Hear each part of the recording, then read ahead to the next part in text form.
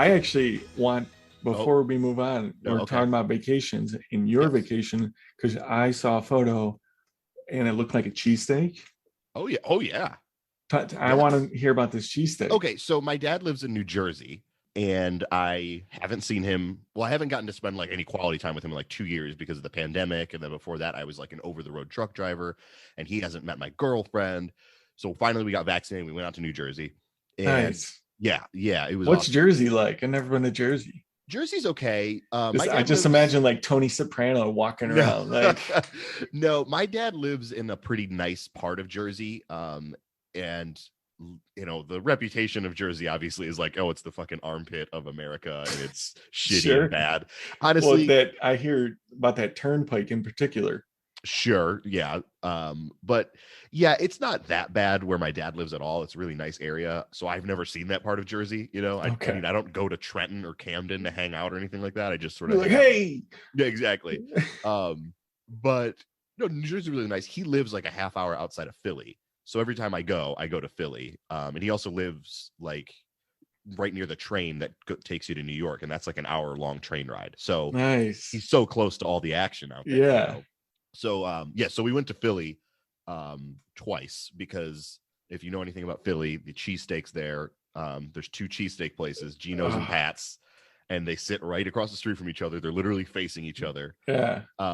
And yeah, it's like it's the long rivalry. Like, do you like Yeah. Geno's or do you like Pat's? And I've always been a Geno's guy, but so we went and You've had both. oh, of course I've had both. Yes, Okay. Okay. I'm very scientific in my approach to these cheesesteaks. Excellent. Excellent. But yeah, my girlfriend and I was like, we got to get these cheesesteaks. She's like, okay, so we went to Geno's. I of course got Geno's because that's my place, Oh, and she got it, loved it. And then she's like, well, I feel like I should get Pat's too. So later in the week, we went back to Philly. nice. I got Geno's again because I know what I like. And then Yeah. she got Pat's, and she also said that Geno's was better. But they're both fucking great. Like, you can't go wrong. The shits are so good. Dang. Yeah, Okay. they're so good. So you heard it here first. Geno's. Geno's, baby. Go get some Geno's. Here's the reason. I actually have a reason. I like Geno's bread more. It's softer bread. I think it's better bread.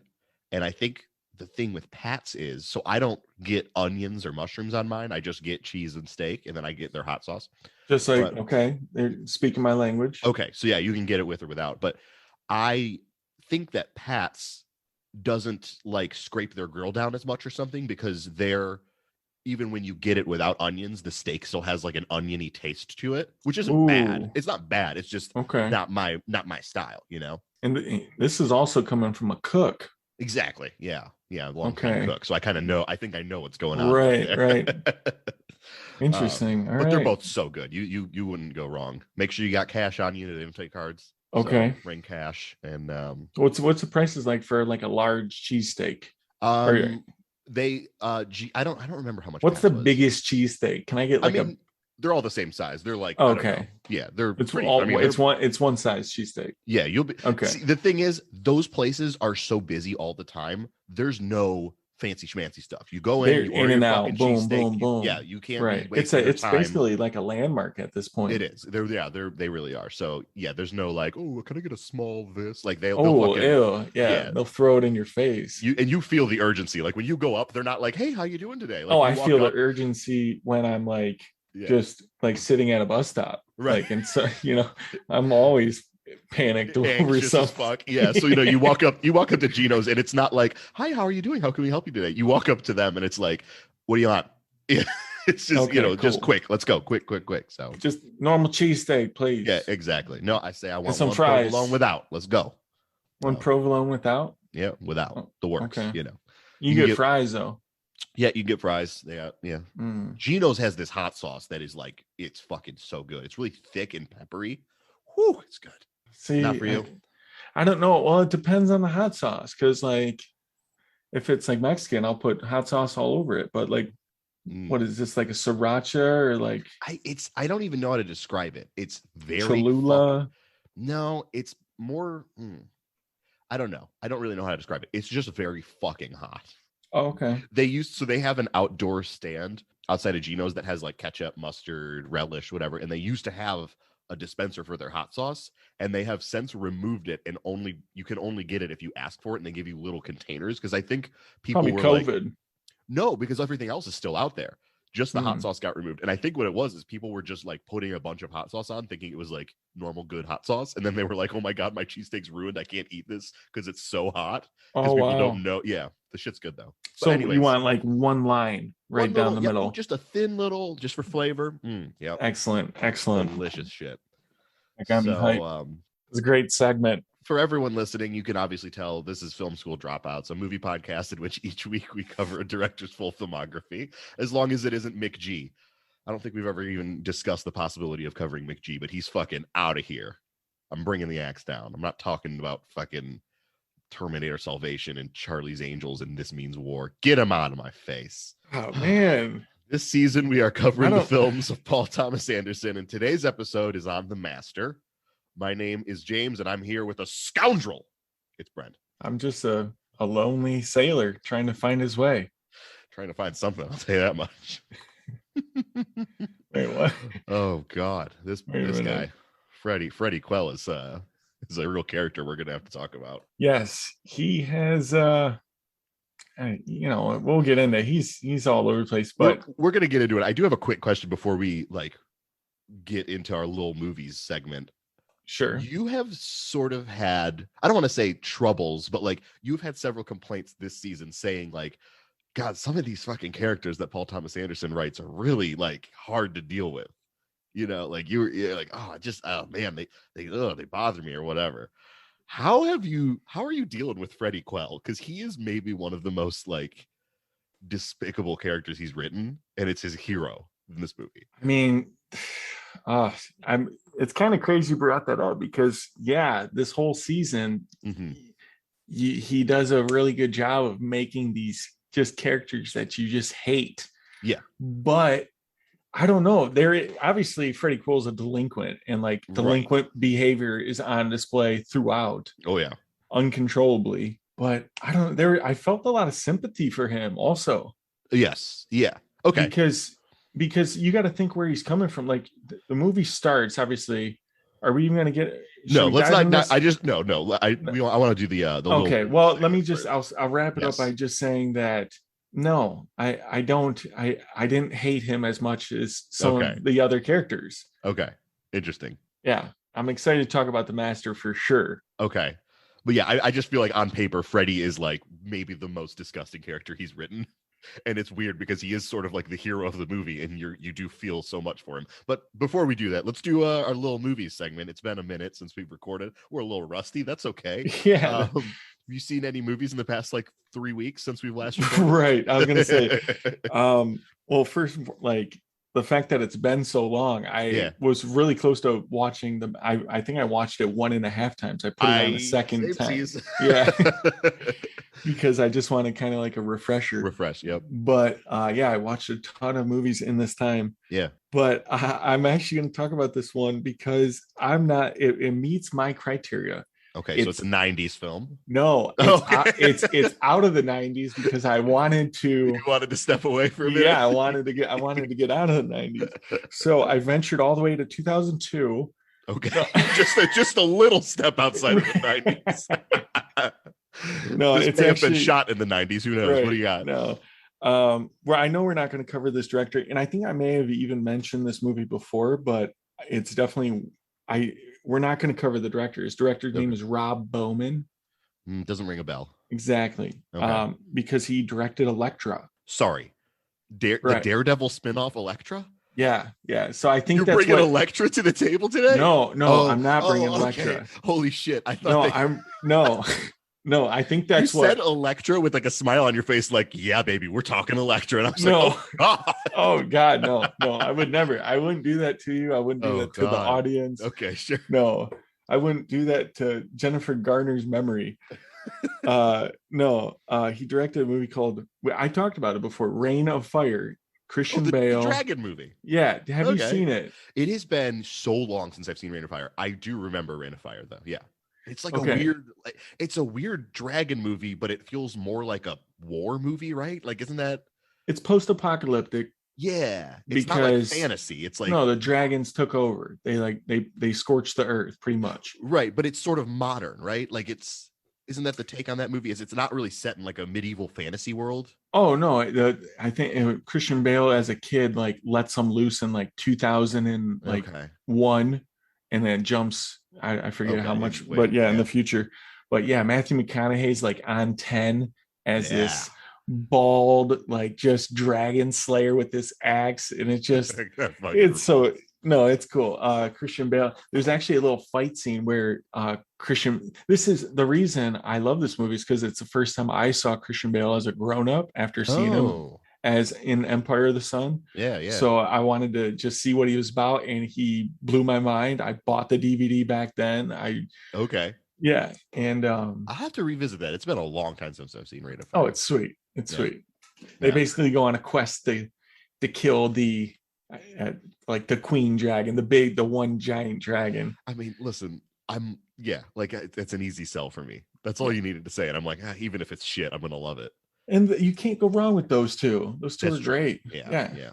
Wow. So Okay, cool. did you see anything in the 3 weeks? Yeah, I've seen a fucking too much. I was like looking through what I was watching and it was hard for me to pick, but I figured, hey, let's keep it topical. I'm gonna pick a new movie that just came out. Saw it while I was on vacation. Okay. And the movie is called Zola by director Janitzia Bravo. It's her second movie. I think her first movie was like a little movie called Lemon that not a lot of people saw, but Zola. Have you heard of Zola? I have not heard of this movie. Okay, so that's awesome because then I can kind of like walk you through the weird process by which this movie came to be. So in 2015, there was a Twitter thread. This is like the first movie based on a true tweet. That's like the whole selling thing of this movie. But there was a Twitter thread by this woman. Her Twitter name was Zola, and it was this crazy like 140 tweet long thread about her. She was I think she's actually from Detroit. She's a stripper, and she went on this crazy road trip with this girl she met, and it just got out of hand. And the Twitter thread like was this huge, it blew up. Everyone was like, this is the craziest story ever. And the movie is about her story. The movie is like kind of like what happened. Yeah, exactly. Okay. And it's such a weird movie. It's really short, and it's got like Spring Breakers vibes. It's kind of like grainy and like I saw someone on Twitter refer to Zola and Spring Breakers as bikini noir, which I love. That's such a good like way to like describe that movie. Is that becoming like a genre? I don't, between those two movies, I love that bikini noir. But no, Zola's crazy. It's a crazy like it's kind of a crime thriller comedy, and the way it's told is through like her reading some of her tweets, and like throughout the movie as things are unfolding you'll hear the little Twitter sound that like will remind you like this is what was in the Twitter thread. And it's sort of about like the weird way that we present ourselves online, which is different than how we present ourselves in person. And it's just a crazy fucking movie that is one of the like I have not laughed that hard at a movie in like years. I was cracking up in the theater, but at the same time it was also very scary and like violent and thrilling. It was good. It's good as fuck. Oh, you got to go see it in the theater? Yeah. I was actually like, we were in New Jersey, and I was like looking around to see what movie theaters were near us, and one of them just happened to be playing Zola, and I was like, I didn't even know this movie was out yet. Here's another selling point: it's A24, so you know, like we in the green, baby. Hey, good. I honestly, yeah, that's all you had to say. I should have started with that, right? That's the whole time. I'm like, okay, maybe it's for me, and then no, as soon as you said that, it's like, oh no, I will love this movie. Yeah, exactly. It's great. It's really fun. One of the best movies I've seen this year. Haven't seen a lot, but that's one of the better ones. So Zola. All right, I'll check it out. Any cast? Like you might know Coleman Domingo is in it. He's been in some stuff. And then the other big one is Riley Keough, who I'm sure you've seen from something. Yeah. Elvis's granddaughter. Sure. Yeah, but she's in like Mad Max Fury Road and a bunch of other stuff. So she's great. Okay. Yeah. Okay. Good fucking movie, dude. You should definitely. It's playing in theaters around here now, so go check it out. All right, Zola. Yeah, definitely A24. That's all you had to say. Yeah, I know. I should have started. I know you better than that. Yeah. Okay, well, are you ready to talk about this strange movie, The Master? How'd I get down here? You're acting aggressive because you drank too much alcohol. What do you do? I am a writer, a doctor, a nuclear physicist, a theoretical philosopher. But above all, I am a man, just like you. He's been writing all night. You seem to inspire something in him. What we will do now will urge you toward existence within a group, society, or family. Good science, by definition, allows for more than one opinion. Otherwise, you merely have the will of one man, which is the basis of cult. And this is where we are at. To have to explain ourselves. For what? The only way to defend ourselves is to attack. You know, you should wake up, Val. Your father's speaking. You might learn something. He's making all this up as he goes along. You don't see that? Oh, more like the masterpiece. Hey! No. Okay, so the master. Talk. This is not the first time you've seen The Master, right? No, this was actually the second time that I saw The Master. Talk about the first time was actually semi-recently, probably within a year. Okay, so this is quite recent for you. Yeah. So this is probably for like as far as new movies go. For me, like it's very, very recent. I enjoyed it as much as I did the first time. Yeah. Interesting. I am fascinating that this is the kind of movie that I would immediately think that you wouldn't like because it's so like abstract and weird. So I love that you're like, no, this is a good one. No, yeah. I'm not going to beat around the bush with this because I want to talk about how much I loved this movie. Okay. Yeah. Okay. Right off the bat, I have to say, because he used the big camera, the beautiful camera for this. This thing is gorgeous. It is the most, I'm not going to say it's the most beautiful, but it's definitely easily one of the most gorgeous films I've ever seen. It is so, I mean, well, yes. Let me put a pin in that because I do want to get back to the cinematography of this thing because it's unreal. But I do want to talk about my history with this movie. Oh yeah, this is your guy. Yes. So this is my guy, Paul Thomas Anderson. We've already established basically my favorite like current filmmaker. Something I haven't talked about on the podcast. I've actually only seen one of his movies in theaters, and it's Phantom Thread. I did not see because I didn't discover him until There Will Be Blood, and at that point I was like, okay, I fucking love this guy. Gonna keep an eye out on him. When this movie came out in 2012. I was living in New Jersey. I actually spent a summer living there. I was like, oh, I'm going to try and live with my dad. You're like, hey. Yeah, so it's actually kind of like fortuitous that we talked about New Jersey. Yeah, so I went over there. I was like, hey, you talking about The Master? Who wants a hot dog? You want a hot dog? Let me get you a hot dog. That's what I did. You want a hot dog? All summer long, I just walked around. Hey, who wants a hot dog? Terrible. None of them sound like that. Anyways, so I was living in New Jersey at the time. I was incredibly depressed because I was like alone, like didn't know anyone in New Jersey except for my family, didn't have any friends.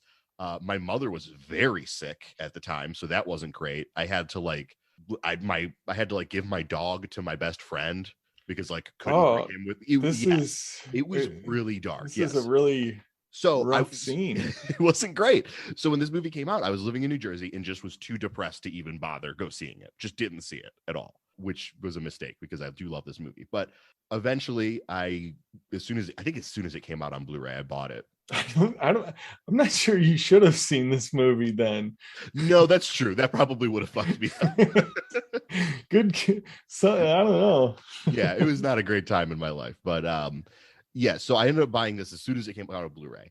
Now, I want to talk about the weird relationship I have with this movie, which is I watched it and was fully like befuddled and confused by it. Not in like I didn't get that way, but in like wait, what did this movie just do to me way? Like I was just totally taken aback by how strange it was and like how like none of it didn't have like any propulsive like narrative. It was just sort of this crazy unnerving story about these two like souls, you know what I mean?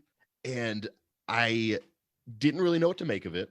I think you actually mentioned this when you first saw The Road. You were like, huh. And then like a while later, you're like, no, that's one of my favorite movies. Like you just sort of came around to it.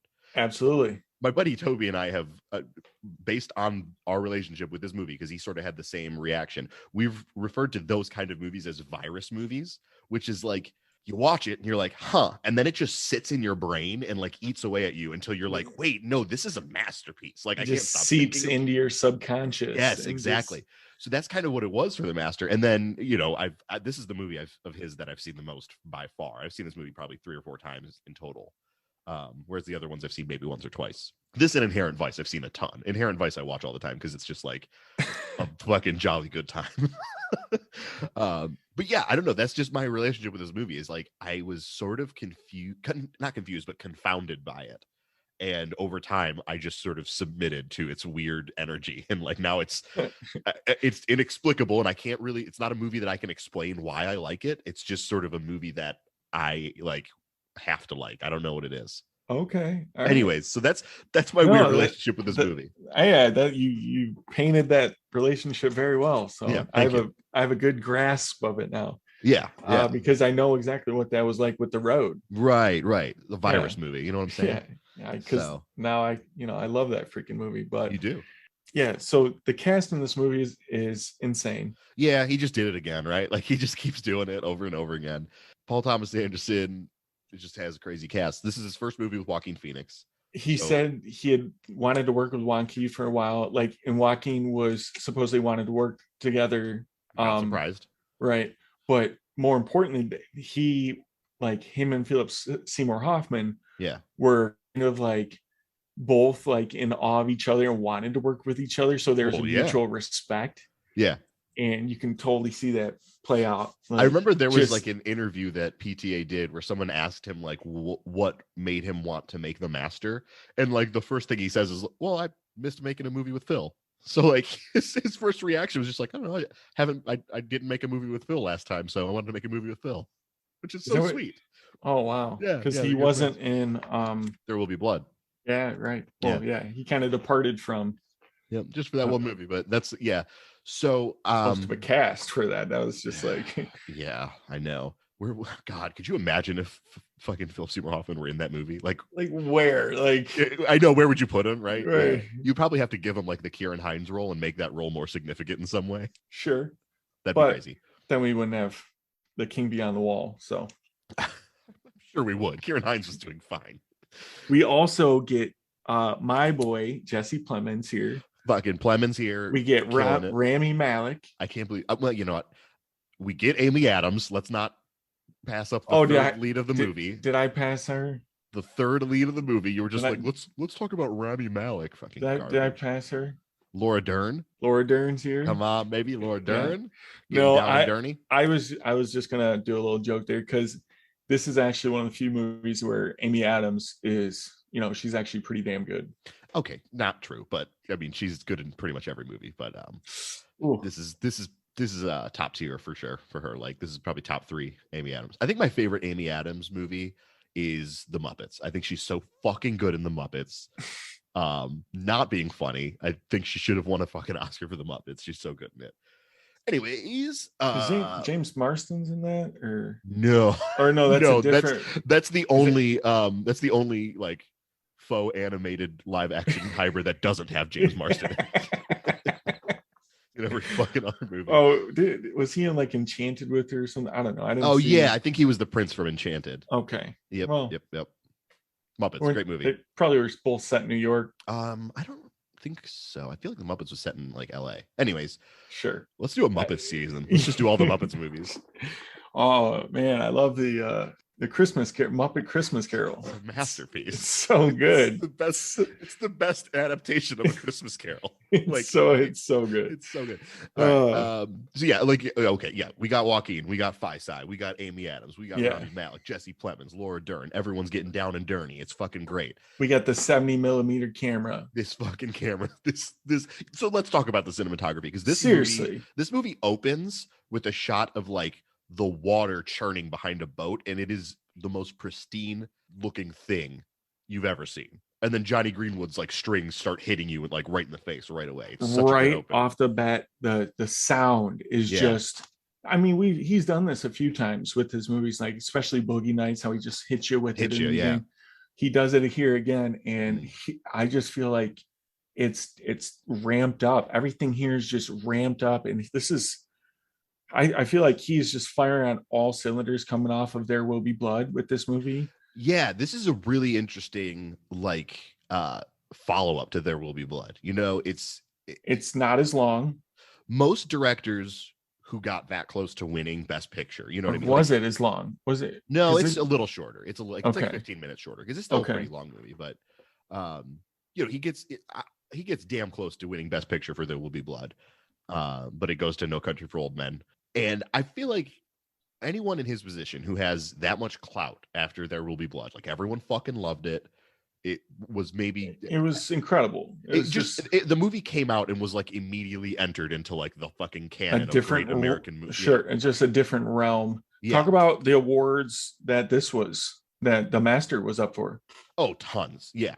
Because I think as far as all three actors get nominated. Yeah. You know, Amy Adams, Philip Seymour Hoffman, Joaquin Phoenix all get Oscar noms. Yep.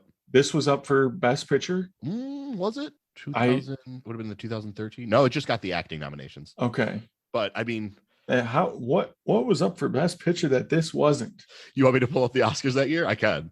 It's a little wild, don't you think? The thing that's crazy about Paul Thomas Anderson that we haven't really talked about is he's one of the few directors who his movies don't make blockbuster money. He's never made a movie that makes like crazy, money or anything like that. That's not the kind of movie he makes anyways, right? Right. His movies get nominated for some Oscars here and there, but like he's never won Best Director. He's never, none of that. So 2000, oh boy. Oh God, is this the right year? Sorry, I'm just looking at the Oh no, you're good. Okay, so he doesn't ever win Best Director. His movies haven't won Best Picture. I actually don't know if any of his movies have won an Oscar now that I'm thinking about it, except for Daniel Day-Lewis, right? I don't know. I don't know if anyone's won any Oscars for his. Well, I guess he won some technical shit for Phantom Thread, but regardless, he's not a guy who makes money. He's not a guy who really wins a ton of awards. But he's still floated as one of the all-time great directors because I think he just has such a clear vision that like studios will give him. I think the thing is he doesn't need massive budgets. That's, I think, his winning point. And the studios will give him whatever he wants because like they know that in the long run, it's maybe important that he makes these movies. It's just, okay. He's kind of singular in that way where you're like, okay, the guy doesn't really make money or win awards, but people still like throw whatever budget he needs. It's weird. It's a weird. You put his name on a project, you're going to draw major star power. Exactly. Yeah, exactly. Stars want to work with him. Yeah. It's weird. But I definitely see that those stars cost a lot of money. He doesn't really work with like, I guess Tom Cruise is, yeah, that's pretty big, huh? Yeah, maybe. I just think like the names that he's working with, if they're not earning top dollar, I don't know who is. Right. Okay, I'm gonna read you the names of the Best Picture nominees for 2013. It would be the 2013 ceremony for the movies that came out in 2012. And yeah, The Master's not on this list. So let's go down it. Best Picture winner that year. Do you remember? No. Just what do you got? What do you got? Okay, so Argo wins Best Picture that year. Oh, okay. Right. Okay. Here are the other nominees. You know why I would have forgot that, right? Because it's not that memorable a movie. Well, it really wasn't. It's fine. It's an okay movie. I don't. I feel the same exact way. Okay, good. Okay, so Argo wins Best Picture. The nominees are Amour, which is. I really wanted to see that. Okay. No, it's the French foreign language film about the wife. Yeah. The wife with Alzheimer's. It's about Alzheimer's and it's super sad and just made. It is. Yeah, it's on my list. Okay. Maybe we'll do him one day. That'd be a dark fucking miniseries or a dark season for us to do fucking. Is that Michael Haneke? Anyways, Beasts of the Southern Wild, which fucking sucks shit. That movie's so garbage. I didn't even watch it. It's so like, I know the little girl got nominated, right? She was one of the youngest at the time. Yeah, I think so. I don't know. She's fine. Like that movie's garbage. Django Unchained, which like, sure, I get why they would nominate that over the. Okay, it's gonna get worse. What? Well, it doesn't get much worse. It gets worse like once. So Django Unchained over The Master. Oh my god. Les Miserables, which is it's a bad movie. Oh no. Life of Pi. Oh no, that should have been nominated. That's, I guess, I don't know. I'm not a fan of that movie, but sure. Lincoln, which just makes like that's the most Oscar. That should have been and also the movie's fucking great. Yeah. Silver Linings Playbook. Absolutely. Absolute trash. Incredible and then movie. Zero Dark 30. Okay. Yeah. No. So they were right with a lot of them, but but then you can get Les Mis and Beasts of the Southern Wild the fuck out of there. And honestly, if Django was 30 minutes shorter, you could make a case, but get it out of here. Yeah, I kind of agree. Django's fine. Like the whole extra 30 minute there's a whole 30 minutes extra it's just too long. It doesn't need to be there. It's out of place, and I'm sure one day we'll talk about Django. Yeah, sure. We'll have to do Tarantino, I'm sure. Yeah, The Master should have been nominated get that for Best in there. Picture. Anyways, absolutely. That's a whole tangent, but yeah, we can. Yeah, so bad. That's so bad. So let's dive into the movie here. Let's dive into the plot. Okay. Let's meet Freddie Quill, fresh out of the Navy. Fresh out of the war. So the movie starts right at hold on. The movie starts in Hawaii right before the end of World War II, right? That's the setting. Yeah. I think in the very beginning, the war is announced that it's over. Yeah, so we're introduced to Freddie as a alcoholic, sex addicted pervert, right? Like that's what he wants us to know about him. Yeah, you can suspect that the delinquent behavior that he exhibits stems from many other things, probably. But we know for sure, it's alcohol and sex. Sure. Because the first thing we see him doing is cracking open a coconut and pouring a bunch of liquor in it and like drinking out of that. And we also see some weird self-destructive shit with him right away, because in that same shot of him like cracking open coconuts, he like takes his little machete and like puts it up to his wrist and like kind of taps his wrist like he's like mimicking hurting himself. He's got this Joaquin Phoenix is so weird in this movie. So he's doing that.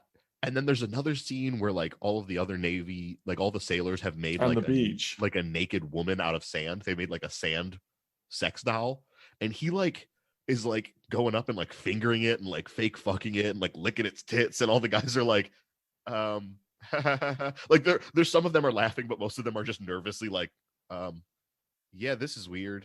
And then then the strangest thing happens in this shot, which is he's like fake fingering this sand woman, and then you see like all of the energy leave his face, like he sort of just gets depressed that he's doing it, and then the next shot is him just like jerking off into the ocean. It's such a weird way to introduce a character. Yeah, that scene with all the sailors. I mean, it basically is showing you that here's already like a little group of like, I don't know, like on the pervy side guys. Sure. And then he's like 2 or 3 levels above them. He's the one that they're uncomfortable with. Right. Yes. So right off the bat, I don't know, you kind of think like, from back from one of my sociology classes, that's like personality disorder. He's definitely, they don't really ever diagnose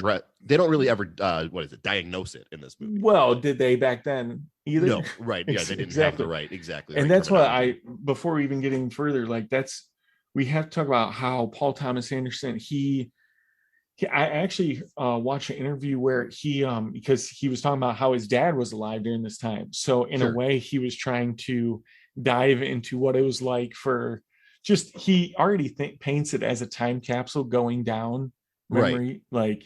But he was trying to imagine what it's like to be coming home from the war. And right. So, okay. Oh my God, this movie is so good, but I want to quiz you really quick. Okay. Do you remember what the first line of this movie is? Oh, geez. No. So this is a movie you and I both agree is like a pristine, like gorgeous masterpiece, and it's strange and like hypnotizing, right? The very first line of this movie is, "You know how you get rid of crabs?" Oh yeah. Which is fucking funny. And I also have the last line of the movie queued up. Do you want to know what the last line of the movie is? Yes. "Stick it back in, it fell out." That fucking rules. Oh god. Anyways, yeah. We should. I mean, is that going to be a new segment? We should. Right. Yeah. I just wanted to quiz you on that because, like, when I think of this movie, I think of how gorgeous it is and how mesmerizing it is, and how complicated the relationships in it are. And then you cue it up, and the first thing Joaquin Phoenix says is, "You know how you get rid of crabs? You fucking burn off one testicle." Like he's like mimicking, like stabbing like crabs in the sand and shit. It's just super gross. But anyways, moving past that. You know what? I should probably talk about Joaquin Phoenix for a second, huh? Want to talk about the Phoenix? Yeah. So we talked a lot about Philip Seymour Hoffman in this series, because he's in a lot of the movies. I think this is probably Philip Seymour Hoffman's best performance in this movie. We'll definitely talk about it when we get to him. But Joaquin Phoenix, I mentioned on our Magnolia episode that Tom Cruise is my favorite movie star of all time. Yes. You may remember this. Your soapbox. Yes, that was my soapbox. Joaquin Phoenix is the other one. And I actually have more of a like long-term relationship with Joaquin Phoenix, kind of going back to my childhood, because Joaquin Phoenix, much like Paul Thomas Anderson, was the first movie star that I ever saw growing up that I like took note of on my own. You know, Tom Cruise, you can't escape him growing up. Like, you and I grew up in the 90s. You could not escape Tom Cruise. He was foisted upon you from no one on the face of the earth for the last 30 years can escape Tom Cruise. He was the most famous human being in the world for like 10 straight years. So like, my love of Tom Cruise, while it is very authentic, it's, you know, it's not something that like I was like, "Hey, have you guys seen this Tom Cruise guy? Like, he's pretty good at acting." Like, everyone knew. Right. So Joaquin Phoenix was one that I definitely discovered on my own and like took note of. What was the first movie you saw him in? Signs. I think it's Signs for me. Okay. That's the one that that's a good first one to see him in. Yeah, that's the one that like I always think of when I think of like why I love him so much. It's either that or Gladiator, because like he's so repulsive and strange in Gladiator. I think that's obviously so good in Gladiator. That's obviously where I know him from. Like, he was in the Nicole Kidman one, To Die For. Yeah, that's a good fucking movie. But yeah, he's in that. He was in Parenthood. Like he was like a child actor for a little while. Yeah, he was good or whatever, but I probably didn't give him as much appreciation as I should have for that role, because he was actually pretty good in To Die For. He's so good in To Die For, yeah. But no, when I think of Joaquin, I think of Gladiator and that snarl and just like the one image I think of in Gladiator of Joaquin is when they're having the fucking gladiatorial combat, and there's a scene where like someone slashes someone, the blood goes out everywhere, and the tongue, and then it cuts to him and he's sticking his tongue out, and I'm like, that might have been it, because I remember watching that as a kid. Yeah, and I was just like, epic. What did that actor just do? And like, I just remember clocking that. It's a great movie. One of the great sports movies, but I just remember it's one of the great sports movies. It's a sports movie. I'm not calling that a sports movie. There's montages of training. There's an underdog aspect. It's a sports movie. I'm not calling that. I'm not calling it. It's as much a sports movie as Rocky. Get out of here. I'll tell you what, when we revisit Ridley Scott. Ridley Scott. We'll talk about that, but Anyway, so I just remember as a young kid, like, no one told me like, you got to see this Joaquin Phoenix guy act. I do weirdly associate Joaquin Phoenix with my father, because like I said, my dad lives right outside of Philadelphia, which is where M. Night Shyamalan like shoots all of his fucking movies, because he's a Philadelphia guy. And every time I went and visited my dad, we would watch M. Night Shyamalan movies. So I kind of, those two are sort of hand in hand with me. And Joaquin Phoenix was in Signs and The Village. So I was sort of introduced to him through that lens. And then also my dad loved Johnny Cash. And when Walk the Line came out, like, you bet your ass, I saw that movie. And my hot take is I actually prefer listening to Joaquin Phoenix cover Johnny Cash than I do listen to Johnny Cash songs. Oh, I love Walk the Line. That is a hot take. Where's the little flame? We should have a little like a pyrotechnic. So I just have this like long-standing relationship with Joaquin Phoenix, and then like he has this weird career where he kind of becomes a leading man, but like he's so weird and makes the weirdest choices ever that he never really connects in a way that I think people are often uncomfortable with him because of how weird he is. Especially when you watch like interviews and shit with him. I mean, yeah, he's definitely weird in interviews. Yeah. I was really, because he just won for Joker, you know. Yeah. And when I was really nervous for him going up and doing the award speech, because I was like, oh my God, don't be weird, don't be weird, don't be. I remember that. He wasn't weird at all. He was actually, it was a great award. It was speech. pretty, yeah. But I totally know what you're talking about, because when he won the fucking Oscar, and we all knew he was gonna win, but like when he won that Oscar, I was like, oh right, he's like the scariest person ever to have at an award speech. Like, fuck, what's he gonna say? Yeah, but yeah, he wasn't too bad. But no.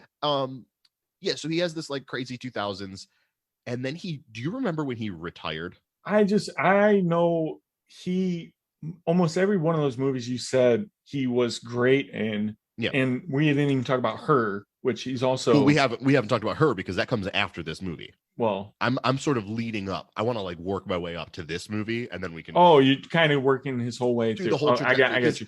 No, yeah, he got really weird, and he like it started with that one movie like where he had the Letterman skit in it. That's where everyone went off the rails with him, because everyone was like, "This guy's the weirdest." That was I'm not here, or I'm still here, or I'm sure over there, or whatever the fuck. Yeah, I never was there with that movie. Oh, you never saw it? No. Oh, good. Okay, so he has this cool like mid 2000s all the way up to like 2010 leading man thing where he's doing like We Own the Night and Ladder 49, and fucking he shows up in like Hotel Rwanda. He's doing all kinds of stuff, but it's more or less traditional roles. He's not doing like weirdo shit yet, right? And then in I think it was 2010, he announces he's going to retire. He does the Letterman interview, which if you guys haven't seen, please go seek it. It's one of the strangest things I've ever seen. But he's got this full beard and he's wearing sunglasses and his hair's all shaggy, and he says he's retiring from acting so he can pursue a rap career, and he's playing it so deadpan, and it's really strange. And then yeah, for like 2 or 3 years he's not really in any movies, and then he comes back with this movie called I'm Still Here, which is a documentary directed by Casey Affleck, and it's essentially like a weird crisis thing that he does where I don't even know why he did this movie. It's really bad, Brent. Don't ever watch it. It's I never would, never will. No, it's bad. Because just from that interview alone, because why wouldn't you it's not tough to get the host in on it. You know what I'm saying? Like, I guess they're going for to be authentic, but you can write a better like segment with it being, I don't know. It's just, I agree. What you should do, I don't know if you've ever seen it, but he actually does like a post interview with David Letterman after The Masters come out. I did. I saw where he's like, yeah, sorry I did that. Like it was all part of this whole publicity thing we were doing for this movie. Yeah, that one was also weird though. I mean, yeah, he's a fucking weird dude. Whenever he gets, you know what, one of the all-time great Joaquin Phoenix weird interviews is, and like you would never guess this. Look up, and I don't know which like media outlet did it. Someone did an interview with him for Brother Bear when that movie came out, the animated movie that he did the voice for about the bear. All right. It is one of the most uncomfortable interviews I've ever seen. He's so bizarre in it. Definitely, I think you should look it up. But anyways, so he has this weird crisis thing with this documentary movie.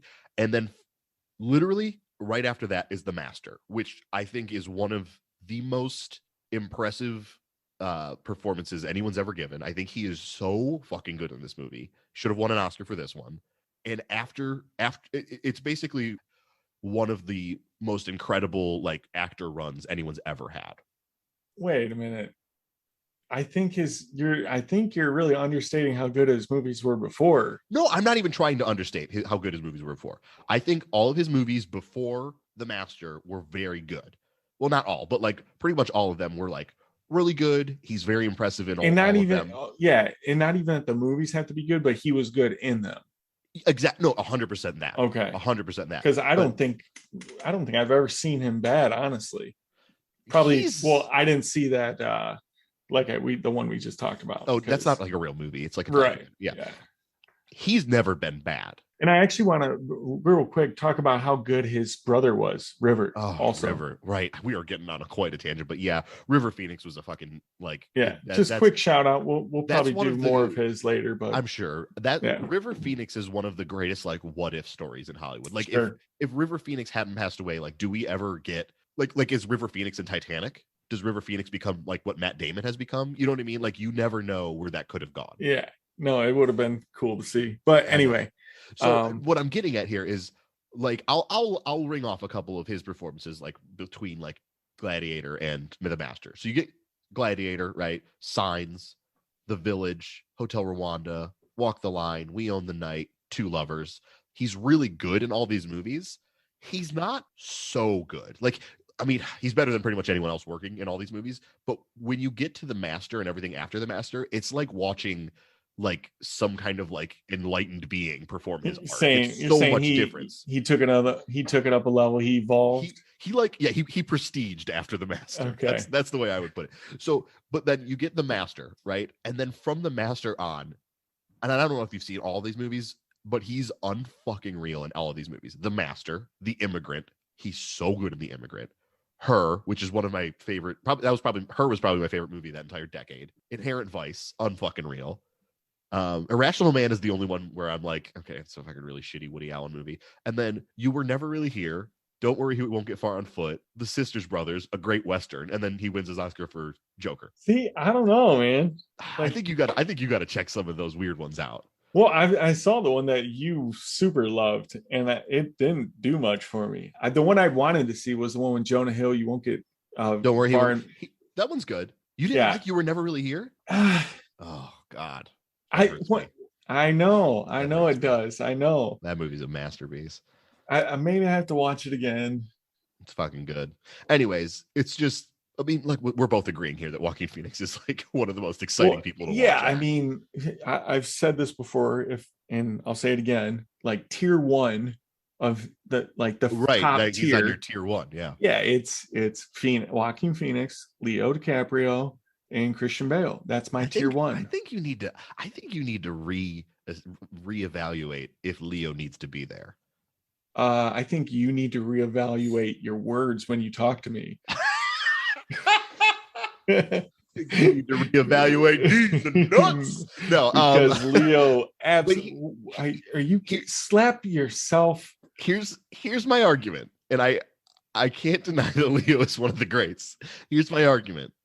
He never fucking acts. Oh, because he's becoming like the James Cameron of actors, where exactly. It's just like, no, he fucking make a movie again. He for a while there he was doing one a year, and now he's dropped down. It's one every 3 years. Sure, that's what I'm saying. Maybe someone else who works a little harder could take that spot. That's all. Just all I'm saying. See, then it becomes an issue of quantity over quality. No, it doesn't. I'm not saying you have to pick. And then all of a sudden you're trying to like make me squeeze like Will Smith or someone. No. Someone who works a lot. No, I'm not saying you need to fucking put like Jude Law in the 2000s in that slot. Okay, let's try and get back on track. We're way the fuck off, but whatever. So that was my whole tangent about my like fucking childhood, lifelong love of Joaquin Phoenix.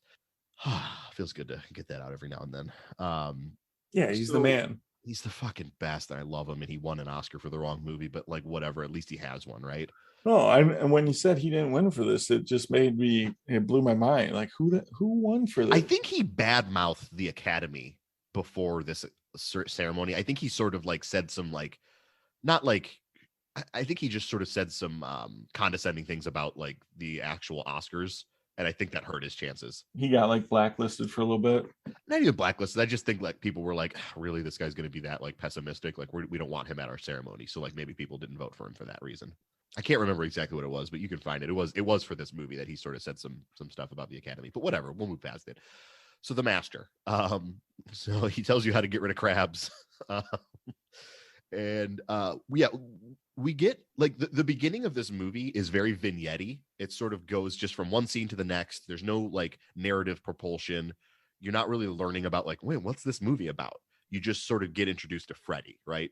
Yeah, as we've seen by now, like Paul Thomas Anderson just puts the camera on and just lets the scene unfold. You're not giving it, any exposition you get is minimal at best. I feel like for the most part, there's so little exposition. There's plenty of dialogue in this movie, but it's not telling you. No, but yeah, you're learning from you. He kind of lets the characters, I don't know, expose themselves. Like you're learning. What do you think the most simple way of describing what this movie is? Because there's not a plot. There's no like this character needs to do this to get this done. There's none of that. It's more just like a story about these characters. What is the best way to describe what this movie is? I mean, I guess I would kind of describe Freddie Quill as like this lost soul, and it's not that he's looking for guidance, because he definitely doesn't go looking for it. No, he stumbles upon it. He stumbles upon it as he's looking for more booze. Like we mentioned earlier, there's a significant amount of time where that's a major plot point in this film, is that he's a booze maker. He will make fucking booze out of like missile fuel and shit like that. Yeah, like you said, one of the earliest scenes is he's working with booze, and that's kind of his whole thing throughout this movie. That's his one thing he's good at, I feel. Right. Yeah. But he's still like trying to find his place after. So I don't know. And it is a story about a lost soul. You get this gorgeous shot of him walking along, like after we meet him a little bit, he's walking along the water, and it's just, oh my God, I can't talk about how freaking stunning each frame of this movie is because of this freaking camera that he used. And not only that, but how like it matches with the clothes. Oh, it's not even that. After the delinquent behavior, we get the mall. We get this little shopping mall. Right. We go from him like leaving the army or the Navy right after World War II. You get a couple of really awesome like interactions that he has with his like commanding officers as they're like kind of re-entering him into society, giving him like psych evaluations and stuff. With the ink blots. The ink blots where he says everything looks like a pussy or a cock going into a pussy. It's so fucking funny. Yeah, that's a borderline personality disorder. Oh, it definitely is. It's just Phoenix is so funny in the scene. I got major Randall McMurphy vibes. Randall Patrick McMurphy from One Flew Over the Cuckoo's Nest. Jack Nicholson. You just say Jack Nicholson. I don't know the fucking Sorry. name. No, I know. Fine. I'm good. That's because you know his name. Yes, I think so. I think a little bit more destroyed than him, but yeah. Yeah, like I feel like he could easily get arrested and sent to the nut job for his behavior. Yeah. If that was an alternate timeline where he oh my God, if Freddie Quill, don't get me started on that little hot take, that little the crossover event of the fucking century. I would lose my mind if Freddie Quill and McMurphy got together. God, the world would end. I'll tell you who wouldn't win. Nurse Ratched. Yeah, get her ass. Okay, so I actually really like the scene in that whole like interaction with all of his commanding officers where the guy's talking to him about a crying spell that he had. And Joaquin, I don't like what you're learning from Joaquin is all through his behavior here, where the guy says like, tell me about this like crying incident that you had. And he's like really bottled up. And like the one thing about Freddie Quill is he like refuses to accept that anything's wrong with him ever. And he has so much like misplaced pride. You know what I mean? Like he will never say like, yeah, I was crying. He had like all these weird ways of getting around saying that he was crying. Yeah. Where he's like, oh, well, it was brought upon by a letter I received from a girl I once knew, and it was what you call nostalgia. And like he won't say that he was just crying. Yeah, you find out later on, like a little more, but he's the whole opening, like you said, that whole opening chunk, you're kind of just learning through these actions and his responses. Like and what kind of person he is. Yeah, and it's right off the bat, you're like, this dude is not playing with a full deck. He is not ready to go back into society. No. So the first thing you see right after that, he has a job as a photographer in a mall, and you get these incredible shots of all of these families having their photo taken, and it looks so 50s. Everything looks so authentic when it comes to like the period piece setting here.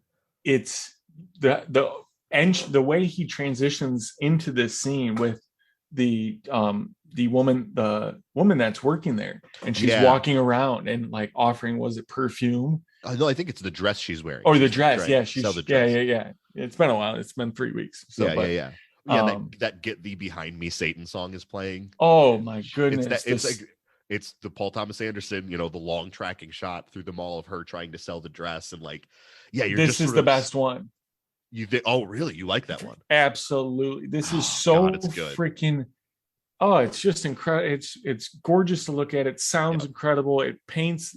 It paints just where you're at, what's going on, and I wish. It kind of made me want to be there. It seemed like a very peaceful place. And then you shift over to Freddie Quill, the photographer. He got himself a job after the Navy. Yep. He's taking some photos. Yep. And he's a little flirty, or more than flirty. Him and the girl are like making out in the they're like making out in the photo room, the dark room. Yeah. And he's like drinking the chemicals and shit because he's such a drunk. And he asks her out and she says yes. And then it hard cuts to him passed out at a dinner table and her looking grumpy because he just passed out drunk on her, which I get. That's doing what drunks do. Right, exactly. And then I think the next scene is him trying to choke out the guy he's taking the picture of. So yeah, this whole setup. That's so crazy. I don't know if this was the next day or whenever, but it's whenever, it's after that date. And he's trying to take the photo of this guy, and he keeps getting closer and closer. He's moving the lamp. I watched the scene maybe 10 times. Really? I could not get this, the way it was all set up and the way he slowly kept moving this light closer and closer to the face. And you could see this guy getting hotter. And these are hot, old school, huge lights. Light, yeah. And you can see this guy getting agitated. He's like, okay, that's enough. Yep. And it just keeps ramping up. The intensity just keeps. He's like, you need to shut up. Yeah. And then I think at one point he starts laughing or something. Yep. Yeah. Well, and I think the other thing to note about Joaquin in this movie is his composure, which is he's very hunched over, gaunt, and kind of ghoulish looking. And it just makes him even more unnerving throughout. He's very skinny in this movie, and he has this really bad posture, and he always has his hands on his hips sticking out like that. Oh yeah, God, he's so creepy. Was pretty creepy in it. Oh. It pretty much boils into the a pretty real and visceral fight. This, it looks it's nasty. Sloppy. Yeah. No, and this is my kind of fight. This is what you do. Yeah. No. I'm just saying, this is in movies I want to see this. This was a real fight to me. Yeah.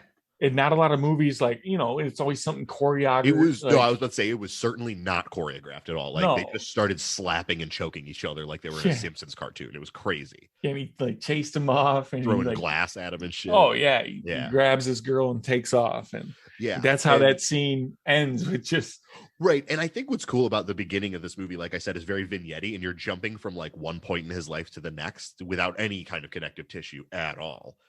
You go from the Navy to him working at this job with this kind of girlfriend, maybe, and then he gets into this fight and leaves. Obviously doesn't have a job, and the next time you see him, he's shucking cabbage out in the field. We don't know where he is. He's just he's working on a farm with a bunch of they look vaguely Asian, I think, people, and he's again making weird concoctions of poison and alcohol to get people drunk, and everyone's drinking it. One of the people there, one of the old men there, maybe drank too much and he died. Yeah.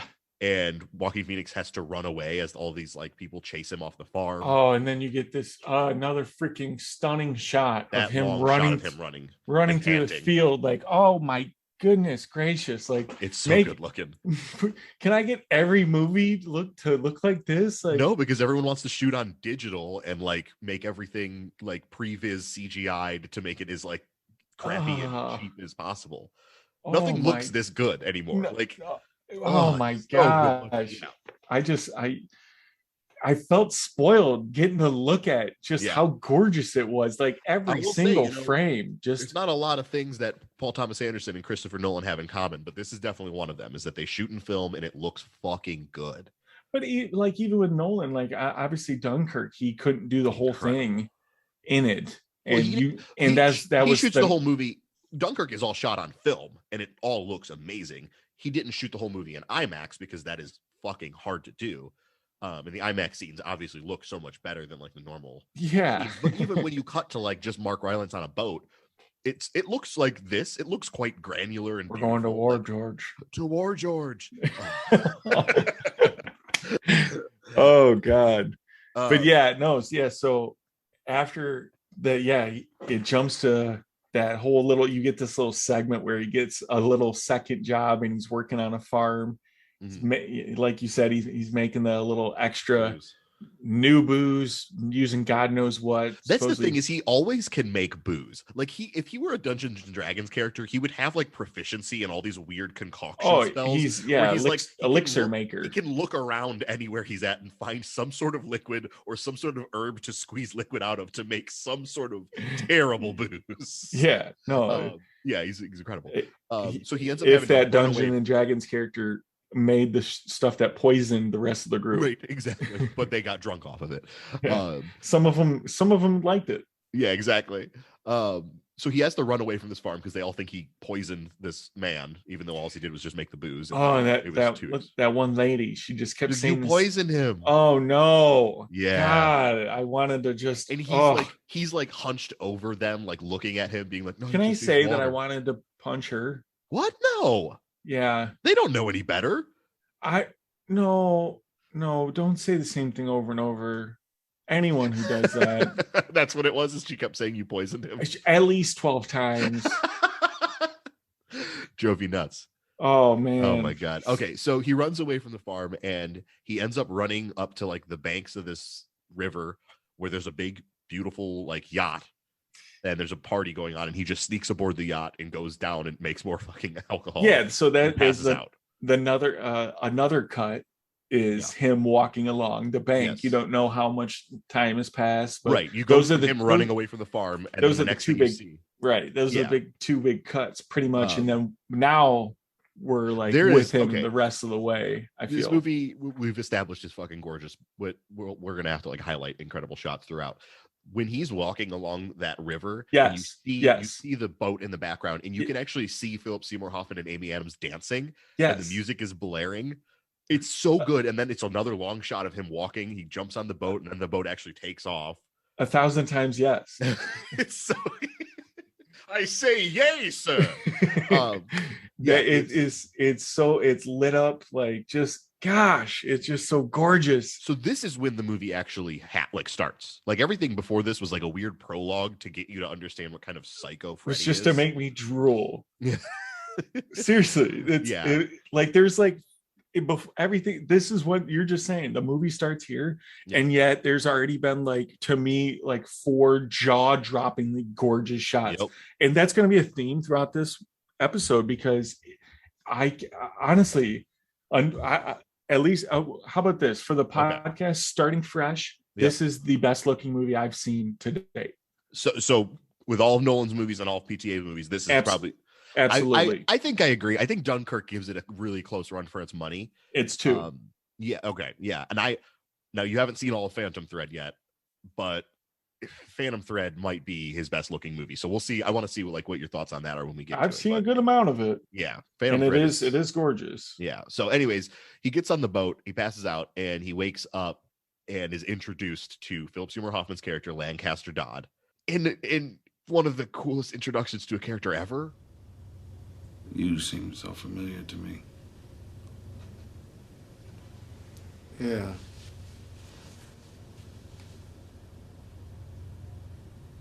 What do you do? I do many, many things. I am a writer, a doctor, a nuclear physicist, a theoretical philosopher. But above all, I am a man. Hopelessly inquisitive man, just like you.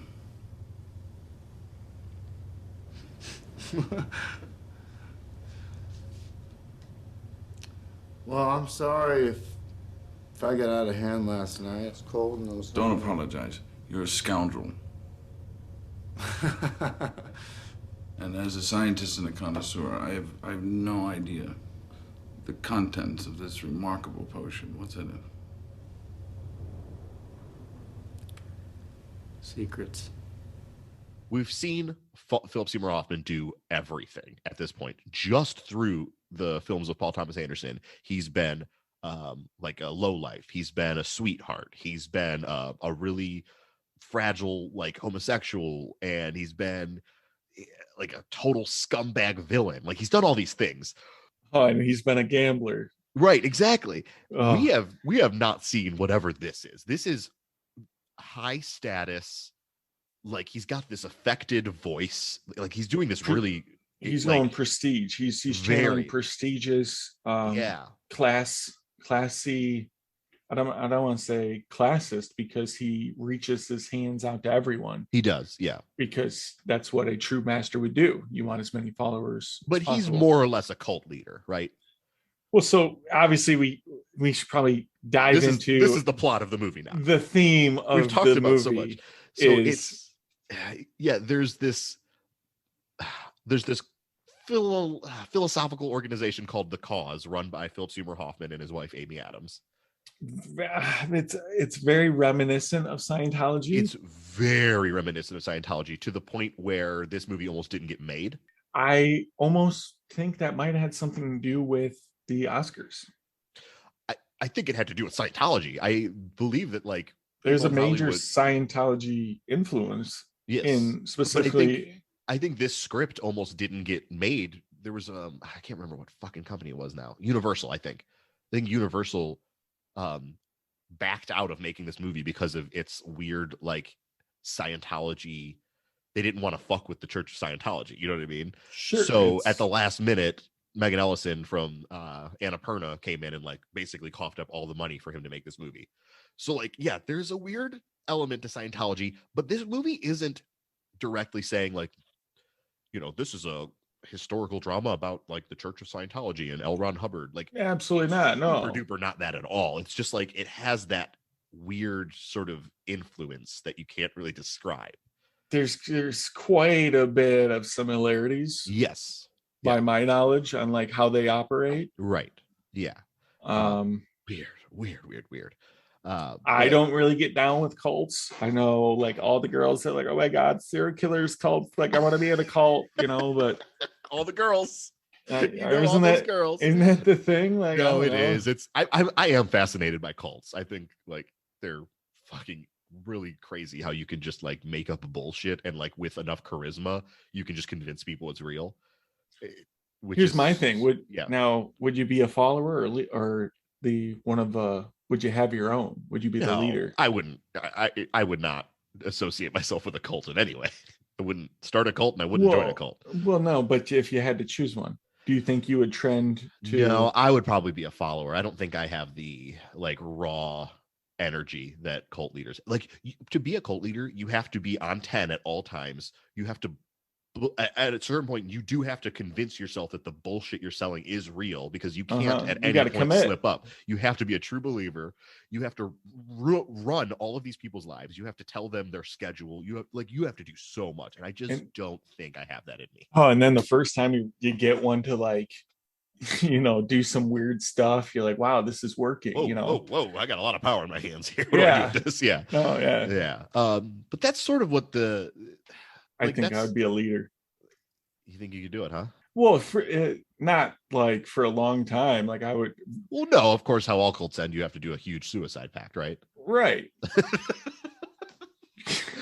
No, so this movie this is the setting of the movie is Freddie Quell meets Lancaster Dodd, the leader of this cult, and the two of them travel and sort of philosophize together, and like it's just I read this movie as a love story between the two of them, and it's not necessarily explicit that they're like in love, but it's that their souls are intertwined. One of the very first things, this is what I wanted to get to. The first interaction that they have, I think, is such a good way to grab the audience and get them to care about what's going on, which is Lancaster, this super high class, very, very groomed. He has this like beautifully groomed mustache. His hair looks very prim and proper. He meets Joaquin Phoenix, who is at this point a drunk who like stowed away on his ship and is like hunched over like a ghoul, like I said, right? They're polar opposites visually. And Lancaster says to him, "Oh, where do I know you from?" And like that alone is enough for me to be like, whoa. Like I need to know like where these two met. You know what I mean? Like that is enough of a hook for me, that the rich fancy man sees this like down on his luck lost soul, like you say, and is like, I know you from somewhere. Where is it? Well, see, right there, it's a mystery. He's working on him right off the bat. That's what a true manipulator does. I don't think he's trying to manipulate him. Oh, see, that's why you're definitely the follower.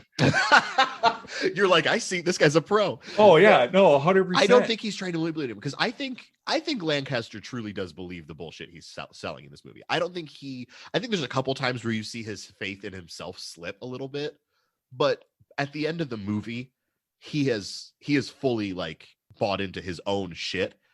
And I don't think that is meant to be him trying to manipulate Joaquin Phoenix. He doesn't need anything. Wow. Yeah, no, I think that their souls are literally intertwined, and like this is a love story between two like eternal souls like colliding throughout.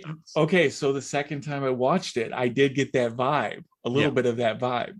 Yeah. Like to where it's almost like the yin and yang. These two they have to collide. Right. Just like, these like they'll be respawn in the next generation and still fighting, something like that. But I also think that the realistic approach of it is that he knows it's all bullshit. He's just trying to make money. Like he's trying to keep it alive. This is like this even that boat that you meet him on, right, he ends up having to pay for. Like that comes back later on as like he's getting sued over not paying for the boat. Right. I feel like I feel like a lot of, I don't want to say religion in general. I don't want to just I will. But a lot of it is to just generate funds. It for sure is. And like, I think that's what Amy Adams' role in this movie is. I think she is the power behind him. I think she's the one who like viciously wants this thing to work for like financial reasons. And she's also like this weird acolyte. Well, I agree 100%. She is the power behind, to the point where she like flexes on him. Oh yeah. Like literally flexes on his ding dong there. Yeah. And that's a scene. Holy shit. No, I think that I was like, okay. Amy Adams, she's actually pretty decent. She's so good. Stop. You need to see more movies with her. No, I've seen plenty. Because here's the thing, Brent. I used to be in your shoes. There was a day in my life where I was like, I don't like Amy Adams. She's too much. But then she won me, much like The Master itself. She crept into my subconscious and won me over. Yeah. And then she arrived in my nightmares. She's not bad in Arrival. That movie's not very good, but she's not the problem with that movie. Oh, really? No, she's not. No, the problem with that movie is that like we don't have to get into it. No. I don't like that movie. But anyways, the two of them meet, and I think like right away there's like a connection between the two of them, right? Like they sort of can't stop talking to each other, and like from the opening scene, this is what you do. He's wheeling him in. He's obviously, yes, he wants him to be. See, here's my argument against everything you're saying. He's saying, oh, you make booze. He's talking about what makes him valuable. He's building him up from the first time he meets him. He's building him up. I think you're right if this is the only part of the movie that this happens. But the switch is later in the movie, Freddy is volatile. He's violent. He's destructive. He puts the cult. Well, he puts the cause in danger. At that point, Rami Malek, Amy Adams, they're all saying to Lancaster, we need to give up on him. Like he's not worth saving, and he still can't. Like, what does this guy offer the cult? Nothing. Like Freddy doesn't offer the cult anything, but Lancaster still cannot let him go, no matter what. His whole organization is telling him, like, this guy's bad for our image. Like, we're already struggling to be like a valuable or a viable, organization, and having him around is just bad for us. And Lancaster still can't let him go. Sure. Okay. He still can't, even in the final scene of the movie, like, which let's just talk about it. It's fucking gorgeous. And like, he sings the song to him, and it's them breaking up for like eternity. It's like they have to be together, but they can't be together. It's not a simple, he's not Laura Dern. Like when Laura Dern steps to Lancaster's like, hey, you changed this rule in this book. Lancaster's like, oh, what the fuck do you want from me? Like, leave me alone. He never does that to Freddy. He is in love with Freddy. I feel like he knows I feel like he's smart enough. I get like Lancaster Dodd is a smart character. He's one of certainly is. You can obviously tell if he's manipulating people around him to this extent. He knows what he's doing. Yes. Right. I don't know. I feel like he took Freddy was like a personal project almost like him. Yes. Yeah. He loves him. That's the thing. It's not, it starts as like, oh, we can, recruit him and have like another member. And like, I think the thing he initially sees that's so like alluring about Freddy is like, oh, well, this guy's a fucking idiot. He will buy everything I say. And he's like aggressive. So like, he will defend me to the death. Yeah, like, exactly. This is a perfect acolyte. Yeah. But when that backfires on him way later in the movie and they go to jail together, the next scene when they both get out of jail, they're both rolling around hugging each other in the grass. Like he does not give up on Freddy at any point. I think anyone else he would. That is true because later in the, I mean, we're jumping ahead. That's fine. Yeah. I really did want to get granular when we talked about all of those first scenes because they're so arresting. Like, and this, I mean, the movie does sort of like float for the rest of it. It does. When if he didn't demonstrate that he knows that he's making it up, like when Freddy in the jail when he has yes, if he didn't making it up, right. Oh, and that scene is so good where they're screaming at each other. Unbelievable, just so good. There's like 3 or 4 scenes where it's the two of them just putting on a clinic as far as acting goes, and it's just. And now that I know like a little bit about how they both wanted to like. They both had prestige or respect for each other, and they both knew they were going to bring it. Oh yeah. So they like, and you can see it now, and it's just like, oh, it's incredible. They're so good. Yeah. But yeah, you're right. If Freddy Quill didn't demonstrate like that, he knew that it was in fact like fake and whatnot, then he would have just given up on him. But the fact that he never does. Yeah. Okay. They're in love. Huh. I think that's what it is. I think that their souls will like fucking battle throughout like the rest of time. Maybe I'm just super suspicious. I mean, that's the thing is like because I always got the vibe that Lancaster Dodd thought he could win him over in the end. He definitely, he wanted to. Like okay, so but that would insinuate that he had no real friendships or no real. I want to get well. I mean, we should talk about a couple other scenes before we like. I don't know, get to that ending. The whole ending is so like that's the ending of this movie is what makes me go like, oh, this is a really good drama to like, oh, this is like a transcendent piece of like spiritual cinema. Like the ending of this movie makes me go overboard for like how much I love it. So yeah, they meet. Pretty soon after they meet, you get the processing scene where he keeps asking Freddy the questions and telling him he can't blink. Have you ever had bad thoughts about Master, Peggy? Yes. What did you think? I thought you were fools. Am I a fool to you? No, sir. If you were locked in a room for the rest of your life, who would be in there with you? Doris. Who's Doris? Best girl I ever met. Girl I'm gonna marry one day. Is she in Lynn? Yes. Lynn, Massachusetts? Yes, sir. Then why aren't you with her? I'm an idiot. Why aren't you with that lovely girl? I got no reason. I'm a fool. Do you love Doris? Yes. Is she the love of your life? Yes, sir. Why aren't you with her? I don't know. Yes, you do. Tell me why you're not with her if you love her so much. I told her I'd come back, and I never went back, and now I gotta get back to her. Why don't you go back? I don't know. Why don't you go I don't know. Close your eyes. This is where Joaquin Phoenix should have won an Oscar. Like, this is such a crazy fucking scene of like someone just using their face to display 5 billion emotions. Yeah, this is one of those scenes that it's just your jaws on the floor. Just and you it don't creeps up on you too. Well, because you just don't know at this. You don't know what's going to happen. No. Like with Freddy Quill, you already know he's off the walls. You don't know if he's going to snap. But he kind of goes along with it. He goes along with it, I think, at first because he thinks it's fun, and you can tell he's lying at first. You know, when the guy's asking him like, "Oh, are you scientific in your thoughts?" And Freddy, like, his posture goes up, and he kind of like inquisitively looks, and he goes, "Yes." Like, you know, he's like bullshitting his way through it. And then when Lancaster like stops it, and he's like, "No, you got to ask me more questions." You're like, "Oh shit, okay, he's into this now." And Lancaster, like Philip Seymour Hoffman, is like, "Okay, well, are you going to be honest this time?" And that's when he breaks. Like, he starts asking him really personal, intimate questions. And Freddy is like, his eyes get really sincere and like, he looks desperate, like to like spill the questions. Truth. Let's not beat around the bush. They're perverted questions. They are, but they're also like deeply, deeply intimate. Like, they're not. I mean, the one about like, have you slept with a member of your family? Like, that's weird for sure, and definitely some weirdo cult shit. And then he pushes on with that. He does, yeah. But like, I mean, he also asks some questions about like, what does he say? It's like, are you like embarrassed of the mistakes you've made in your life? Like, he starts to get like really personal with the questions.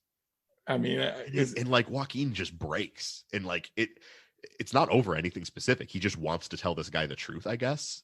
Yeah, I mean, you got to imagine that there's some alcohol at play too, because he's probably he's been drinking throughout this whole time, so his body's just charged on depressant. Right.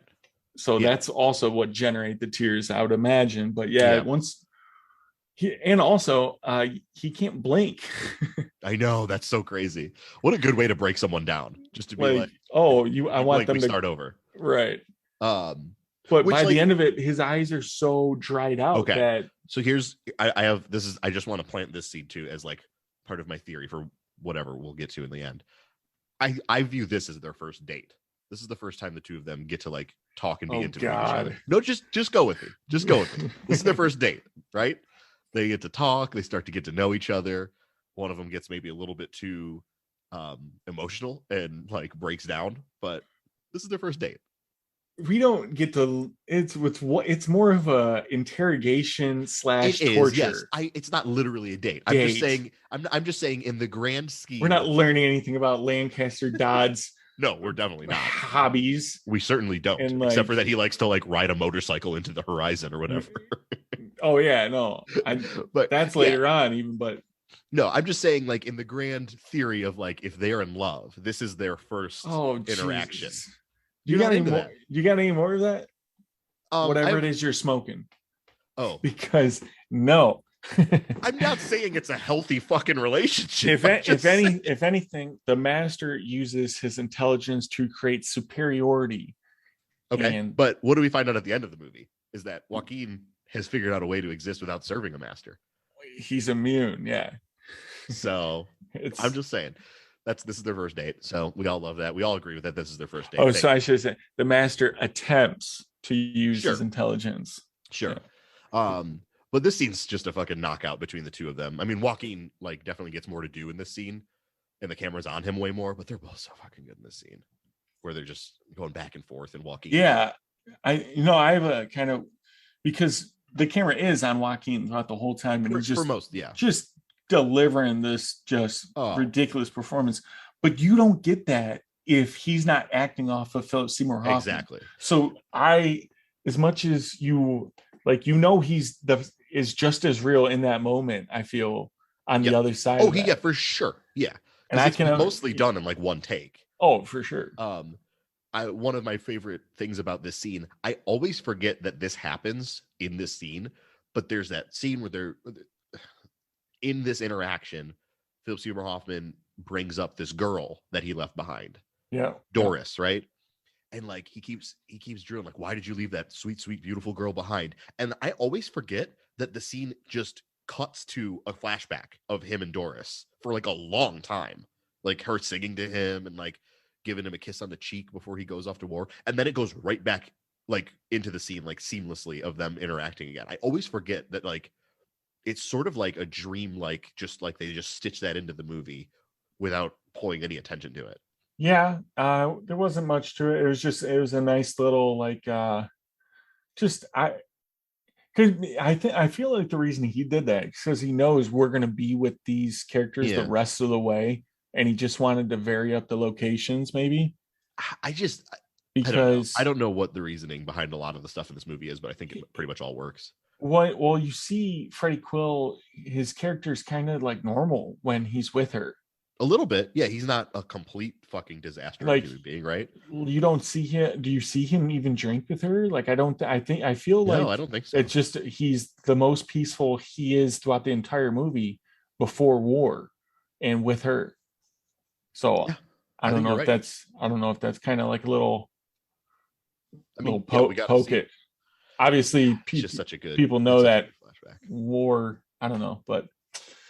Yeah, it's great. It's not out of place, and I didn't feel like it was too long. I felt like it was. No, but I thought it was long. Like it's not like it's not like, Philip Seymour Hoffman's like, why did you leave that beautiful girl behind? And then like cuts to him like kissing a girl and being like, oh, there it is. Like I actually, while I'm watching it, I forget that it's a flashback. Like it happens, like the scene of them interrogating is happening. He says that it cuts back in time to him with Doris, and like halfway through the Doris scene, I just sort of forget that we're in the middle of a flashback and I'm sort of living it like in real time. And I get very immersed in that scene. And then we cut back to the processing scene. I'm like, oh, right. Like he's like envisioning this all in his head, like while this is all happening. Like, yeah. He sits with her on a bench. Yep. Okay. Yeah. It's very, and then later on, I think the tail end, like the bookend of that whole thing is he goes back to the house. He does to see her, and you find out that she's married. Right. He meets the girl's mom, and mom, and even that scene is like a nice chunk of dialogue where he finds out. But I was always, because that's also another scene where he's not crazy, where he's, and I think that scene is supposed to be post all of this stuff with Lancaster. That's after he's left on the motorcycle, right? Yeah, that's actually in real time. But yeah, he kind of goes back and seems a little bit cleaned up. That's what I was saying. Like, yeah. So the only two scenes we kind of see him going back to that environment, he looks like he's in a pretty decent environment as far as like his headspace goes. But yeah, processing happens. I feel like processing is the movie. Can I just say, I kind of want to do it. I kind of want someone to do the processing thing with me. I just think it would be kind of fun. Well, from what I mean, obviously, again, the cause isn't Scientology, but Scientology, it's just a lot of money. Yeah, I know. Yeah. It's like I wouldn't want to join the cult. I was just saying that specific exercise of like not blinking and having to like bare your soul. I was like, I feel like I'd do that. Oh, can I do it with my eyes closed? No, that's the whole point. No, why? All right, let's do it right now. What's your name? Brent. What's your name? Brent. What's your name? No, I can't. Just one more time to make sure you know what it is. That's how we should open the episode. Oh, I should have processed you in the beginning. Fuck. Oh boy. All right. But yeah, I feel like most of this movie is just different segments of processing. There are, and some of them are not as like explicitly an exercise. Some of them are just like them hanging out, and you're like, oh, they're working on Freddy right now in some kind of weird way. But there's a lot of like, between that first processing scene and essentially the scene where Freddy rides away on the motorcycle, there's just a lot of like altercations and weird like interactions between Freddy and all these different people. Like you meet. Yeah, I feel like what with obviously there's like two or three scenes with Rami Malek's character where it's the two of them. I feel like I don't like Rami Malek, man. Oh, you don't? No, I don't. I've never seen Mr. Robot, which is the thing that everyone says he's good in. So like, maybe I'm just that, but like, yeah, he sucks ass in Bohemian Rhapsody. I don't think he's bad here, and he's okay here, but like, I think there's just, you know what? I'm gonna say it. I want to punch him in the face. He's got no. He's got one of the most dorkiest faces I've ever seen. Ugh. Wow. Anyway, sorry, Rami, but not a fan of your work. We'll have a session maybe about Rami, but yeah, doesn't need to be this episode. He's barely in it. Yeah, I do like that he calls him like a dum dum and like a lughead or whatever, like the most 1950s. Oh yeah, you can imagine, you dummy. But yeah, there's a couple scenes where I feel like that's kind of like a processing scene that they have with Joaquin Phoenix. Yeah, there's that. He has the weird one where walking back and forth. That one is the most intense. That's the one that goes on for like a really long time, and he really, really breaks down in that scene. Well, I feel like that's the complete, like that kind of signifies like that it's supposed to be the completion of his. Because all of this happens, all of these like there's like three processing scenes that keeps cutting back and forth, and it all happens at the same time.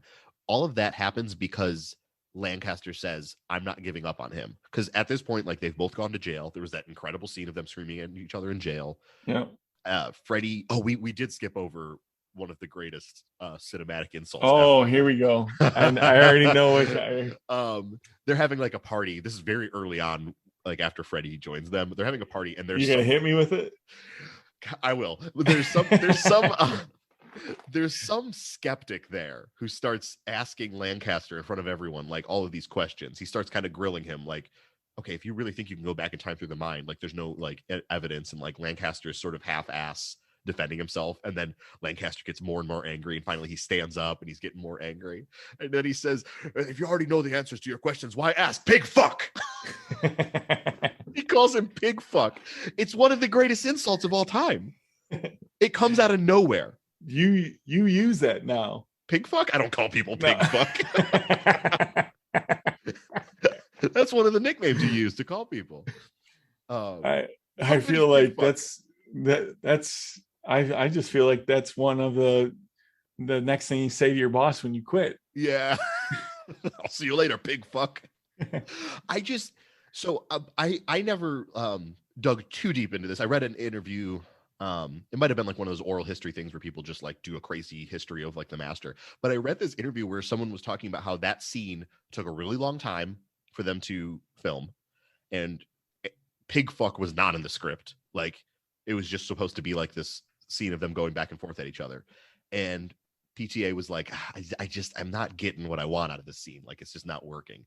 And I guess at some point he called cut. He walked up to Philip Seymour Hoffman and he like plucked a hair out of his head that he said was like off or something like that. He's like, he plucked out of his head, and like Philip Seymour Hoffman was very worked up because the scene wasn't going well. And the next cut was him. He was just like, pig fuck. Like he just like, that came out of him. That's crazy. How good is pig fuck? Oh, yeah, God. It's definitely a great one. You could never imagine that happening. Like the first time you see this movie, you could never be like, oh, I guess it makes sense that he's going to say pig fuck in a second. You know, it's just so bizarre. Well, you can see the buildup and like going back and forth, and it just keeps getting bigger and bigger, and you can see the boiling, and finally that's the culmination. Yeah. And then the guy who's like arguing was like, sorry, and he just like leaves. Like he's just like, well, I made you mad. I guess I should go. And then Freddie goes and like assaults him later with Rami Malek. So you might say that guy was a troll. He kind of was a troll. He just showed up, trolled the event. He was like a pre-internet troll. You're right. Yeah, he got what he wanted. He got the reaction he wanted, make people mad, and then left. Yeah, but then Freddie came and beat his ass. So, as most people want to do to trolls. Yeah, that's true. Yeah, this movie's about Twitter. No. So he attacks him later. Like the police come to arrest Philip Seymour Hoffman because of some like false charges that he like withdrew from someone's bank account or something, just some like shady cult stuff. And Freddie like freaks out and like starts to hit the officer, so they both go to jail together. Yeah, you get a little scene after he beats up the one guy where Philip Seymour Hoffman finds out about it, and he calls him a naughty boy or a bad boy. Yeah, throughout the movie he refers to Freddie as like an animal, a bad boy. Like he is very condescending in the way he talks to him. He's very demeaning. He talks down to him like he's his father or like his master. Yeah, he knows. He's the titular master. Exactly. So yeah, Freddie gets into all this trouble, and finally Amy Adams and Rami Malek, and we haven't mentioned Jesse Plemons plays Philip Seymour Hoffman's son in one of the most perfect visual castings anyone's ever done. Incredible. I love the joke that like throughout the whole movie, anytime you see Jesse Plemons, someone in the background is like, oh, I can see the resemblance. And he's like, hey, can you? Like he's annoyed with it. Because they look the same. It's dream casting. It's crazy that father and son dream casting. And it's like he was young in this role too. At the same time, like, yeah, it's so crazy. Yeah, wild stuff. Who's the guy? Like, I don't often want to know the name of the casting director, but I bet you I can look it up. Let's find it, because that's some. We should shout that out. I think. But come on, if you saw them, who wouldn't do that? Exactly. Right? It's crazy that it didn't happen sooner. I think. Right. It's the thing that I'm like drooling over. Jesse Plemons, Cassandra Kolkundis. Oh, excellent work, Cassandra. Yes. Yeah, I do think that there should be like an Oscar category for casting, because like casting directors do a lot of fucking work, and I mean, that goes to her. That's her credit that she fucking got Jesse on board. I feel like a lot of times, scripts are written for the role. Leads, definitely. I don't think that like no one was like, oh, we got to get Laura Dern for that one scene. No, you know what I mean? That was just like a thing that, yeah. Anyways, but I mean, you should really try to get Laura Dern for almost for pretty much any movie. that should be the goal, is to always get Laura Dern. I agree. God, she won me over. She's so good. When is she bad? She's always good. I know there's I don't know. There's just a I love there's Laura little Dern. there was a little part I think you know what it was like. I think it was with Wild with Reese Oh, I didn't see Witherspoon. Wild. Oh, you should. I definitely want to. That's on the list. Yeah, it's really I love good. Reese, so Yeah. But I think Laura Dern bothered me a little bit, or I don't know. There's a little period or something. I get weirded out. Well, the thing about Laura Dern is she's fucking great in everything. And when you don't like her, it's because she's so good at being unlikable. Sure. You know? Anyway, sure. She's in like 5 seconds of this movie.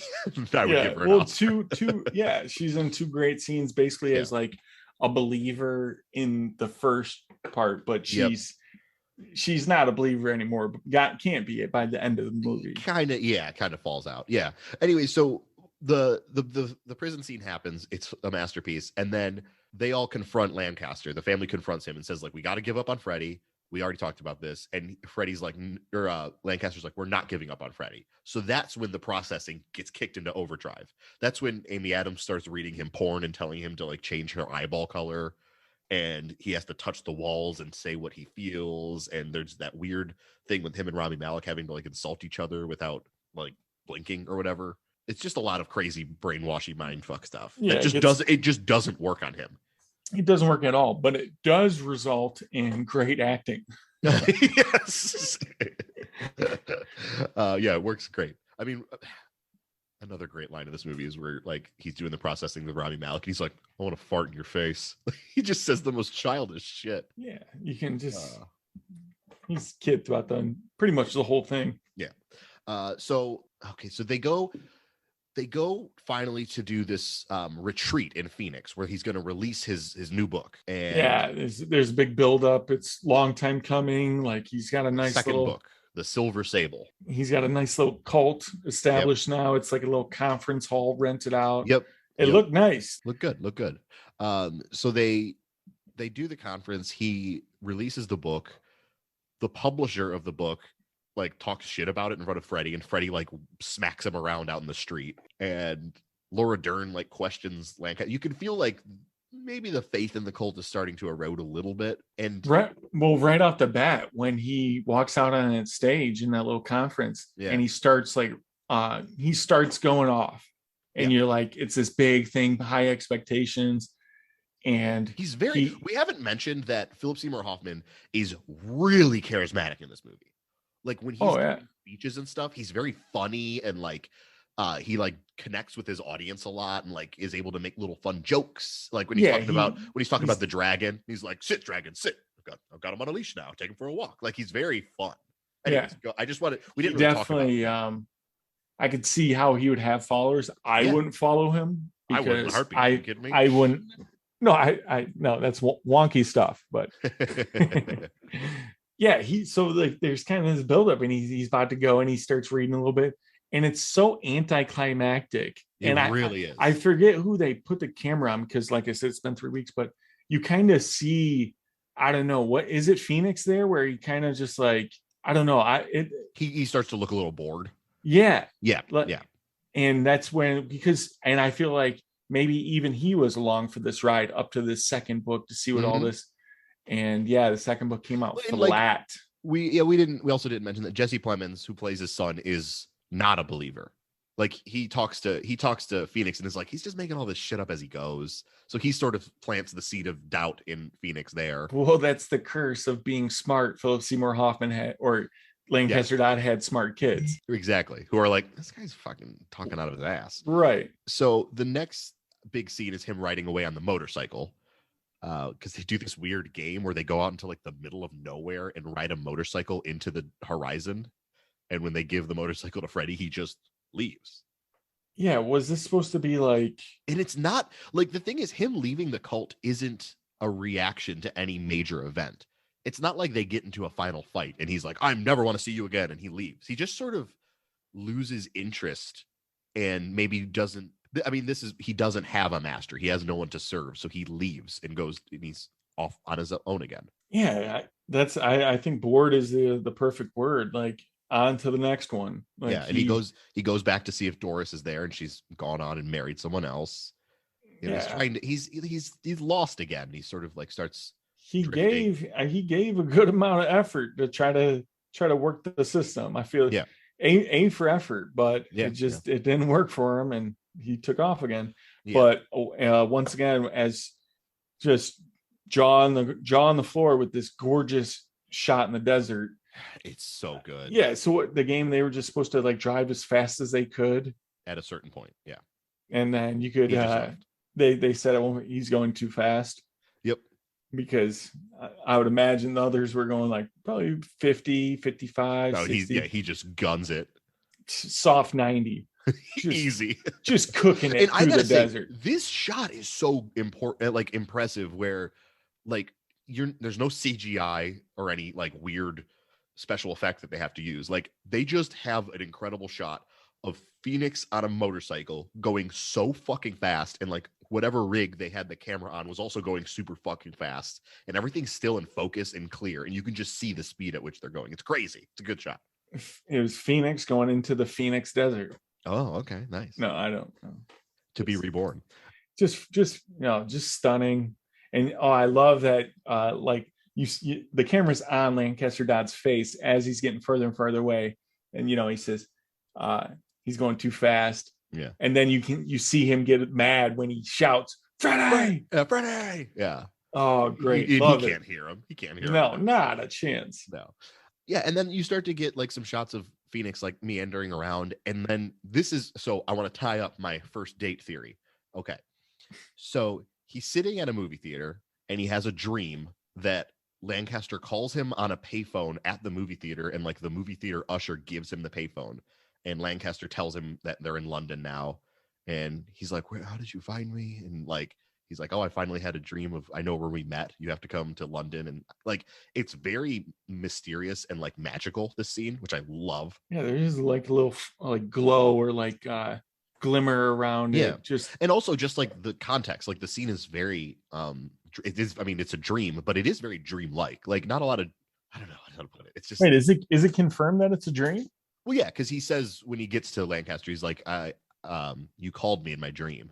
That's what he says. Because he's at the movie theater and like gets a fucking like someone comes up with a rotary phone and is like, oh yeah, you have a call. Yeah, I love this scene. It's very, very magical. I must, me, I miss a line out of place. And yeah, lost, he didn't literally. The thing that's magical about it is Lancaster did not actually call him at the movie theater. Like that's impossible. He wouldn't have known that he was at that movie theater. Like, it's just impossible. Magical, I just figured Lancaster Dodge is prestigious. He's got the pull. No, don't sleep on Lancaster's pull reach. But the thing that's magical is the dream itself did tell him where Lancaster was in the real world, which I think is like, I don't know, it's so like mystical and like strange that like his dream was able to tell him. Like that's why I think they're fucking actually cosmically connected. What if he just said that it was a dream and that he actually that's what he called it? Like I don't know what to tell you. He falls asleep in the theater and then wakes up. Like that happens in the movie. Okay. I just watch the scene again. It's a real dream. It's not like that. Like it's not like Mulholland Drive where you're like, wait, what's real? Like it all happens in the movie. I know he falls asleep and I remember, and he says that it's a dream, or they said that he had a dream. It's Freddie Quill. I mean, sure, but like, I mean, at the end of the day, he gets all the way to London. He looks really weird in this scene. That's what I'm saying. He wouldn't know he's in London if it was a dream.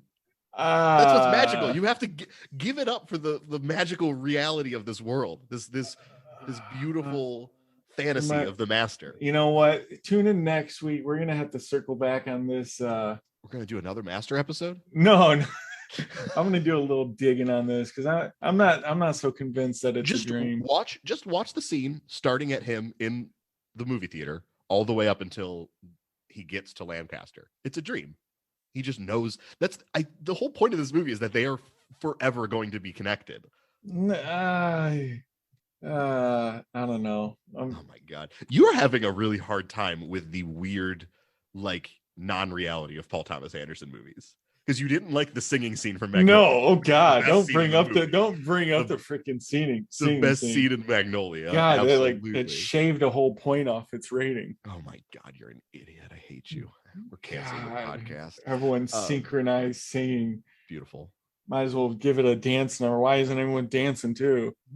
Quite literally, the best part of The Shape of Water is when it bursts into a black and white dance number, and it's not real. It's a fantasy. Oh, don't get me started on The Shape of Water. What? The best movie of 2017? Oh God, here we go. Do you not like The Shape of Water? Is this something that I'm finding out about you right now? No, I don't hate The Shape of Water. I think I gotta revisit it. Such a good movie. Oh God, you're just a Del Toro slappy. I am. I'm not gonna deny it. Okay, so finally he gets to Lancaster in London. They've moved their entire operation to London. This is my favorite scene of the movie. This scene's fucking incredible. This is the best scene in the movie. This is what took this movie from being, oh, this is a very good movie, to being what I consider, I think, a masterpiece. I agree 100%. That's exactly what I'm talking about. Like, this movie is a very interesting and good and really well acted, like dramatic period piece with some like interesting themes about like reincarnation and like having a purpose. And then it gets to this final scene and it goes from like that to like, oh, this is like art that just like can jump over any hurdle. Oh man. Okay, it's so Phoenix in this scene looks, how do you describe it? I think that Phoenix in this scene looks sad. He looks like he's sort of realized, and none of this, I mean, I am just totally like projecting this onto the movie. I don't know if any of this is in the text at all, but he doesn't look this sad in any of the rest of the movie. You can see in his eyes, like there's like a deep well of like loneliness and sadness that he has gone from like the first scene where he refuses to admit that he cried to the army officer, and he like refuses to admit that there's anything wrong with him. And then in this scene, he is fully broken down and he looks so like in touch with his own emotions, even though that means he's sort of lost and sad. Do you agree? I think he looks physically different in this scene. I do agree. I do. Okay. In his face. The first word that came to my mind was gaunt.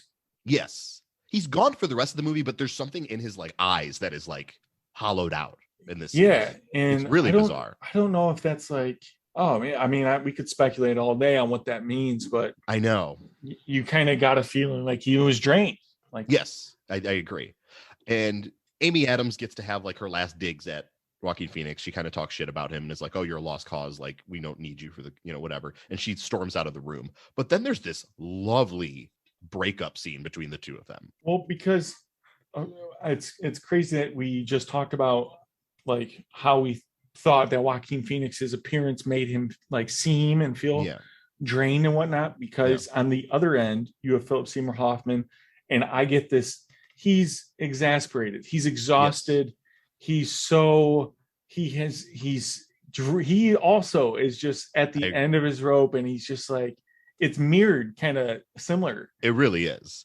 And he gives this speech to Joaquin Phoenix about how he found out, he like did their processing, went back in time in his mind and found out that they met during some like crusades in like the 1300s or some shit like that.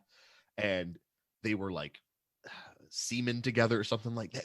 He kind of describes quite literally like how they met like ages and ages ago. Yeah. They were like part of like a mail carrying service during the war. I saw it as his Hail Mary, his last chance. For sure. Sure. I think he believes it though. I think Philip Seymour Hoffman fully believes all of this. That's honestly, because I don't think he would put this kind of energy into someone that like he just thought as like, oh, I could get them to like join the cause. Like, he is fighting to like keep Joaquin Phoenix with him, and I think he actually believes this. Maybe honestly, because you see what makes the character of Freddie Quill so incredible, because like just Joaquin Phoenix is just acting all over the fucking building. He really is. Philip Seymour Hoffman, like he does it in such a different way, but it's also equally as incredible to me. He's a lot more subdued, but subtle. He's still, subtle. It's subtle acting, because we can go back and forth and we don't know. What's exactly. No, like we're sitting here and we're on two different sides of the fence here. I do love that both you and I agree that this is a fucking perfect movie, but we have such different reads on what's going on. I love that. I think that's really like speaks to like how good the movie is. Unattainable nature of this movie. You just can't figure it out. Yeah, it's great. That is something. That's kind of like a spectacle where you can't put your but specifically with Philip Seymour Hoffman's character, it's so subtle with how he's acting throughout the film. Yeah. And it's so, oh God, him and Phoenix, they're both so incredible. Like, yeah. So they essentially, Philip Seymour Hoffman says, you have to come back and stay with us. And if you don't, I don't ever want to see you again. And you will be my enemy through all of eternity, through all of our future lives. You will be my enemy.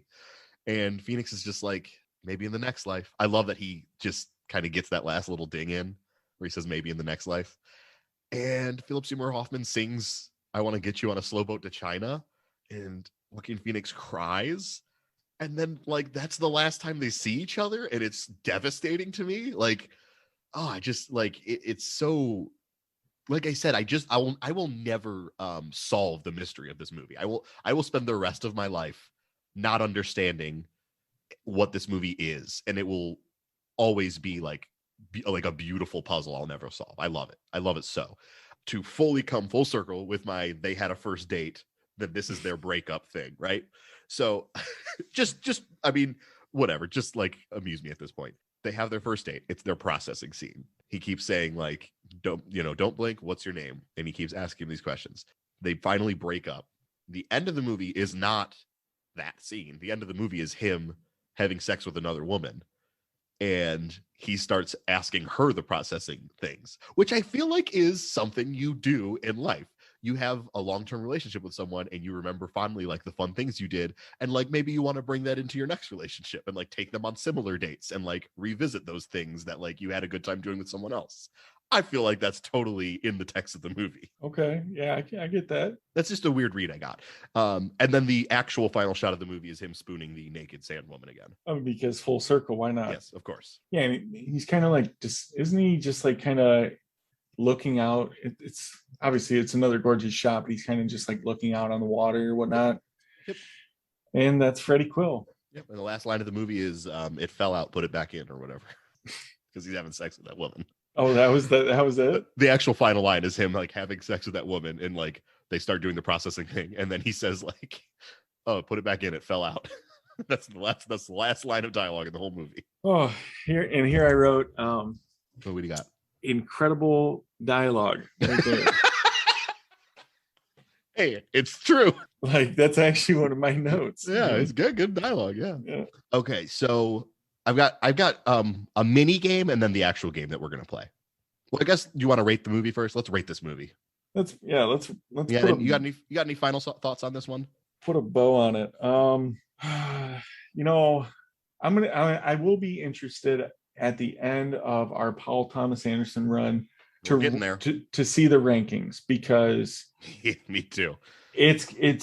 I think this was a damn good movie, right up there with There Will Be Blood, and so it'll be fun when it comes down to that. Other than that, no, just R.I.P. Philip Seymour Hoffman. True. This is the last movie he did with Paul Thomas Anderson after their legendary collaboration for like 5 movies. So like I've had a lot of fun watching him in these movies. Yeah, he dies 2 years later. Yeah. This is probably the best he's been. Try to pick up the best he's been. I know. This is my default. Like this is the best he's ever been. But like, you could pick 6 other movies, and I'd be like, yeah, you're right. Like I can't. Well, no, for me, it's honestly it's Boogie Nights and Hard 8 for. He's so good in Hard 8. I mean, he doesn't have nearly as much to do, but I don't care. I agree. It is just like an unreal. You and I have watched that scene like 5 times since we did that episode. Like that we just scene keep is texting each other like, I watched the Hard 8 scene again. So good. It is so good, and I just God, if you could watch one scene from. Yeah. I don't want to just shrink it all down to one right now, but that is Pig a fuck. damn good Pig scene. fuck. That's my scene. Pig fuck. Okay. Okay. So what do you rate the movie? This is I'm going to ask you a few questions. Oh, okay. And you're just going to answer without blinking. Okay. Okay. What is your name? James Fischera. I blinked. Sorry. Start again. What is your name? James Fischera. What is your name? James Fischera. What is the rating? 5 stars. 5 stars for me. I think that this is one of the few movies that like, well, no, this happens every now and then where I'll watch a movie that is clearly so much smarter and more magical than I'll ever have like the brains to understand. And I'm just like, well, I can't find anything wrong with the movie. And although I don't understand everything that happens in it, it is sort of just like incredible to look at. So, I mean, this is one of them. 5 stars for me. I agree. This is another 5-star movie. Wow. This is back 3 in to a row. back. 3 in a row. Punch Drunk Love, There Will Be Blood, and The Master. 5 stars. Not only are we agreeing consistently, yeah, but Paul Thomas Anderson, he's just churning out freaking masterpiece after masterpiece. He really is. I don't think highly doubt for the rest of the run that I'm going to give 5. It's going to be tough to come across a director it's 3 in a row. Both of us are going to give 5 stars. Absolutely. Yeah. So we better drink this in while we can. Drink it up. All right. So both 5 stars from us. Let's play. I got a mini game, which isn't really a game. I just kind of want to give you some trivia. Okay. Well, I've been a little shoddy today, so. No, I'm not going to have you guess much. First of all, I want to read a quote from Paul Thomas Anderson about The Master that he gave while doing press for Phantom Thread. So this quote comes 5 years after The Master comes out, and he's promoting Phantom Thread, his new movie. And he says, "The Master will never not be my most beloved movie. I think that won't change. The amount of emotion I put into it, and they put into it, they being Philip Seymour Hoffman, Joaquin Phoenix, and Amy Adams.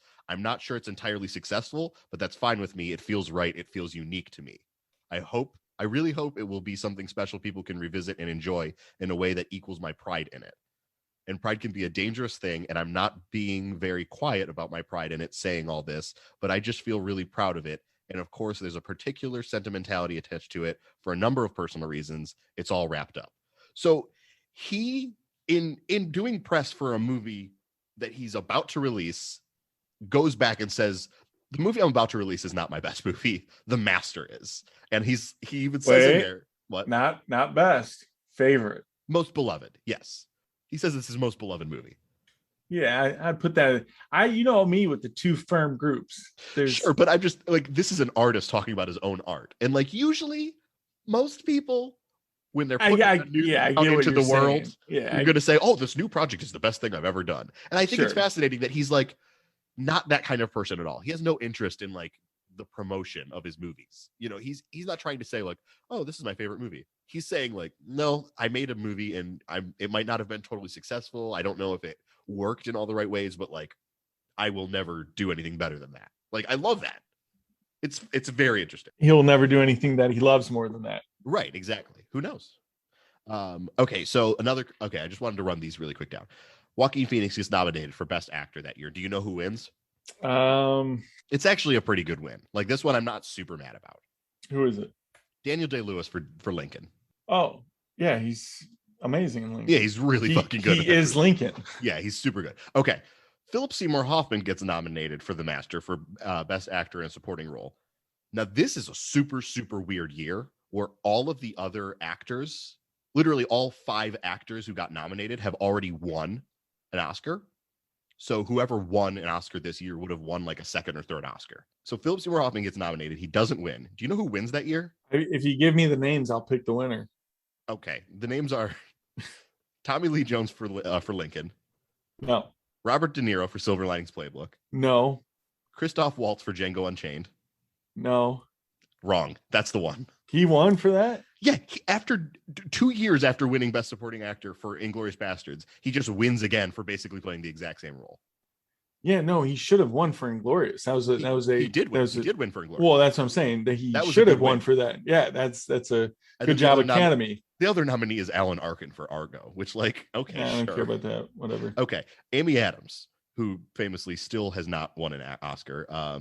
Okay, so she gets nominated. She's actually racking up the noms, though. She's got like 7 nominations. Yeah, she's got to win, man. I saw the number the other day, and I was like, "Oh, wow." Yeah, like her and Glenn Close just can't fucking get that Oscar.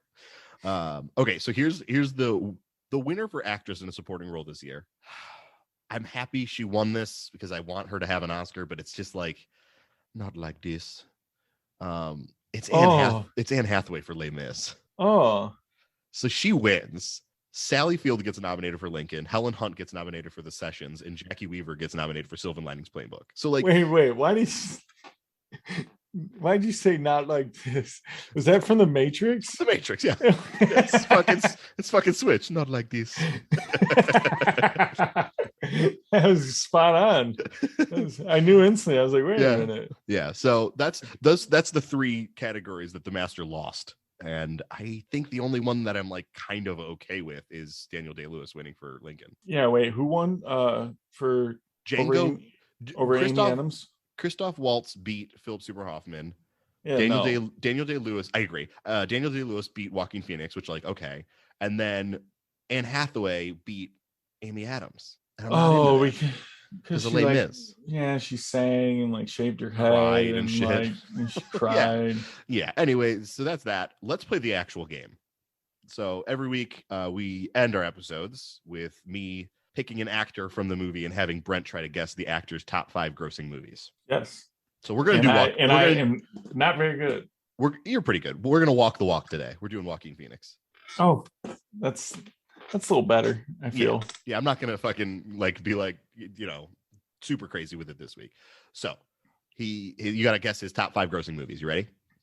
Yeah, I feel like number one is if it's not is it Gladiator? Give me Gladiator. Gladiator's number 3.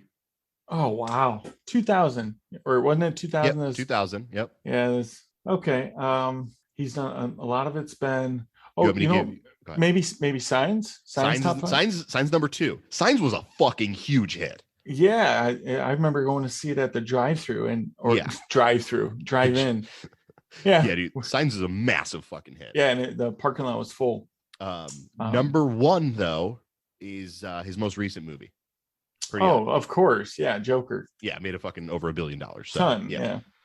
Okay, so now you got to guess number 3 and number 4. Number 3.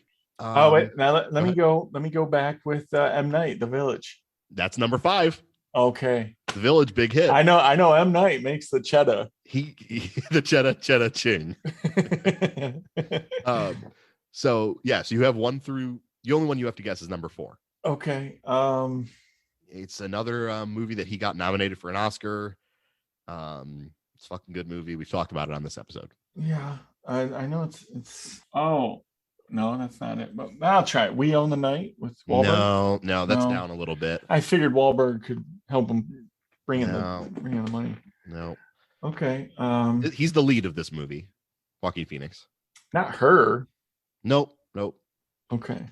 Little bit. This is pre-crisis. This is back in the 2000s. Okay.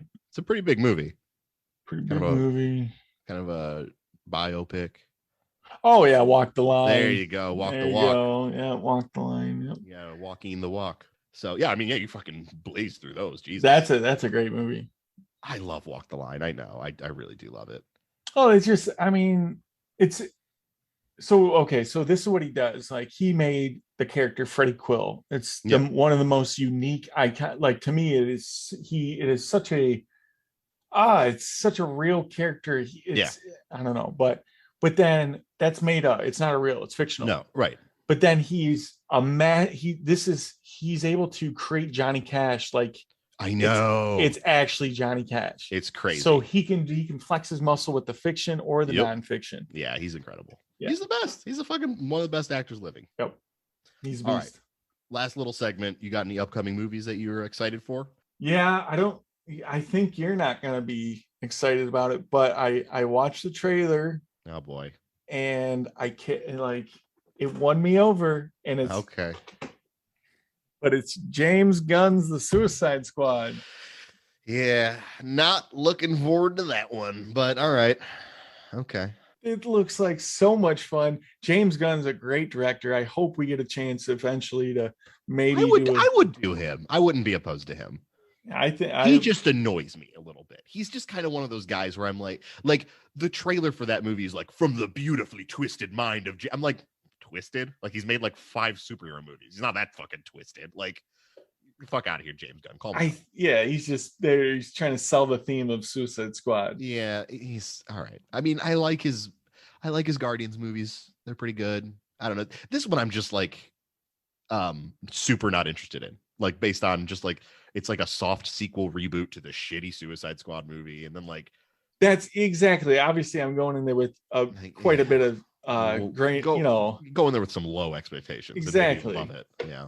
But yeah, I don't know. It looks like fun, and Harley Quinn is back, and anytime, Did you see Birds of Prey? Yeah, I thought she fucking ruled. She was so good in Birds of Prey. Yeah, I liked the movie. Yeah. Well, and the little end got a little weird, but Birds of Prey has got problems, but for the most part, I think it's fun. Yeah, I thought it nailed what it wanted to do, and I think Margot Robbie is Harley Quinn. I didn't think that after Suicide Squad. After Suicide Squad, I was like, oh, that's what they're doing with her. She's just like got like tight leather like short shorts and like she's like sort of funny. I think she fully fucking nailed it in Birds of Prey. I think like she was sort of the creative controller of Birds of Prey and was able to do what she wanted to do with the character. I definitely agree that she made it, like turned it up quite a bit. She was incredible. Even in Suicide Squad, I was like, yeah, that's Harley Quinn for me. Okay, cool. But yeah, it looks fun, bright, colorful. Sylvester Stallone plays a giant or a king shark. Yeah, I know you're all excited for Sylvester Stallone. Blah, blah, blah. No, I mean Joel Kinnaman's back, Idris Elba. That's not a selling point, by the way. Joel Kinnaman's back. That's never what I want to hear. I never want to hear someone excitedly say, "Oh, Joel Kinnaman's coming back for this one." Well, for crying out, you know what? I don't like him. I He's fucking boring. Was it the RoboCop reboot? It was definitely the RoboCop reboot. It's so bad. I saw on AMC's The Killing, and it was good, but okay, whatevs. Sure, cool. It's gonna be fun. Let me know. I don't know if I'm gonna see that one. The first Suicide Squad was one of the worst pieces of garbage I've seen in a very long time. Pile of shit. Oh no, it was impressively poor. That's a really good way of putting it. We were like, wow, I didn't think movies could be this bad. No. Yeah, that's bad. Who was that? That was David Ayer. We'll never cover him. Okay. Oh God, no. But cool. So that's my movie, and whatever. I'm in the mad plus because it's James Gunn. Like Like James I don't know. Gunn. I'm mixed on him, but like at least. Did you see Slither? I didn't see Slither. You'd like Slither. I saw Super and I was like, don't love that. Was that the Rainn Wilson one? Yeah, it's the movie where like Elliot Page rapes Rainn Wilson and like they have like weird tentacle dreams and it's not good. It's one of those movies where like you could tell a director's like, look at how fucking weird I am. And I'm like, all right, like, sure. Ooh. Like that's all you're doing? I don't know. All right. My upcoming movie. I'm going. What do you got for me? I'm going a little bit more somber than the Suicide Squad. So right now, Cannes is happening. All the movies are being premiered at Cannes right now. And what? Yeah, no, I heard about the 5-minute standing ovation. Well, there were like 2 movies that got that. Yeah. One of them. Annette got that, which I'm very excited for Annette. That's Adam Driver. Adam Driver and Marion Cotillard, and like a weird musical. Yes, big stamp. Yes. Apparently, there's a scene where Adam Driver is like, because it's a musical, and there's a scene where Adam Driver is singing into Marion Cotillard's vagina while eating her out, and I'm like, yeah, that sounds like my kind of shit right there. That sounds awesome. That sounds fucking buck wild. Anyways, that's not the movie I'm talking about. The movie I'm talking about is a little movie called After Yang, and it is directed by a guy named Kogonada, who has only made one movie before this, which I didn't see. But the premise of this movie is Colin Farrell, ding, that's a win. There you go. I'm already there. He's got a mustache in this one. Ding, ding. All right, here we go. And it's about him and his daughter grieving the loss of their android who dies. Oh, ding, ding, ding, ding, ding. Like ding, ding, ding, ding. And also like Mitski is writing an original song. I'm over here just like fucking, it's paying out like a slot machine. This thing sounds fucking awesome and sad and weird. Absolutely my shit. Wow. What's the name of it? After Yang. Yeah, I can't fucking wait. Wow, yeah, you had me at Android. Yeah, like I saw a picture of Colin Farrell with a mustache, and I'm like, he's back, baby. Like anytime he has a mustache, the movie's great. So here we go. Oh, we might be getting a healthy dose of him then, because he's the Penguin too. He's got the Penguin. He's got a couple movies coming out. Yeah, and he's also got some TV series coming out soon too. He's been working. He's not like a Leo. No, he works, and he's awesome. I love Colin Farrell. And listen, I love Leo. I'm not trying to disparage Leo. Listen, you threw down the torch. Wow, I've hurt your feelings. All right, well, I think I just think you need to reevaluate your words. No, I like Leo. reevaluate D's nuts. I already said it. All right. All right, let's bring a close to this episode. Next week we've got Inherent Vice, which is like one of the funniest movies fucking made in the past 10 years. I love it. So we'll just talk about that. And yeah, I don't know. I guess that's it, right? We'll see y'all next week. Yeah, that's it. See you All next right. week. Well, thanks for listening. You can find us on Instagram. We're at Film School Dropouts Pod, and you can find us on Twitter. I have been saying our Twitter handle wrong the last 2 episodes. I've been fucking that up. So people, if you've been looking for us on Twitter based on that, I've failed again. Our actual Twitter tag is at Film School, at film_school_pod. Whew, I did it. You want me to run about by you again? I mean, I know it. Right. So it's at film_school_pod. I've been saying it incorrectly. Okay. Yeah, that's not too bad. Still 2 underscores, but yep. We're also on Facebook and all that fun stuff. So thanks for listening. We will see you next week. I am James. I'm Brent. Bye-bye. Bye.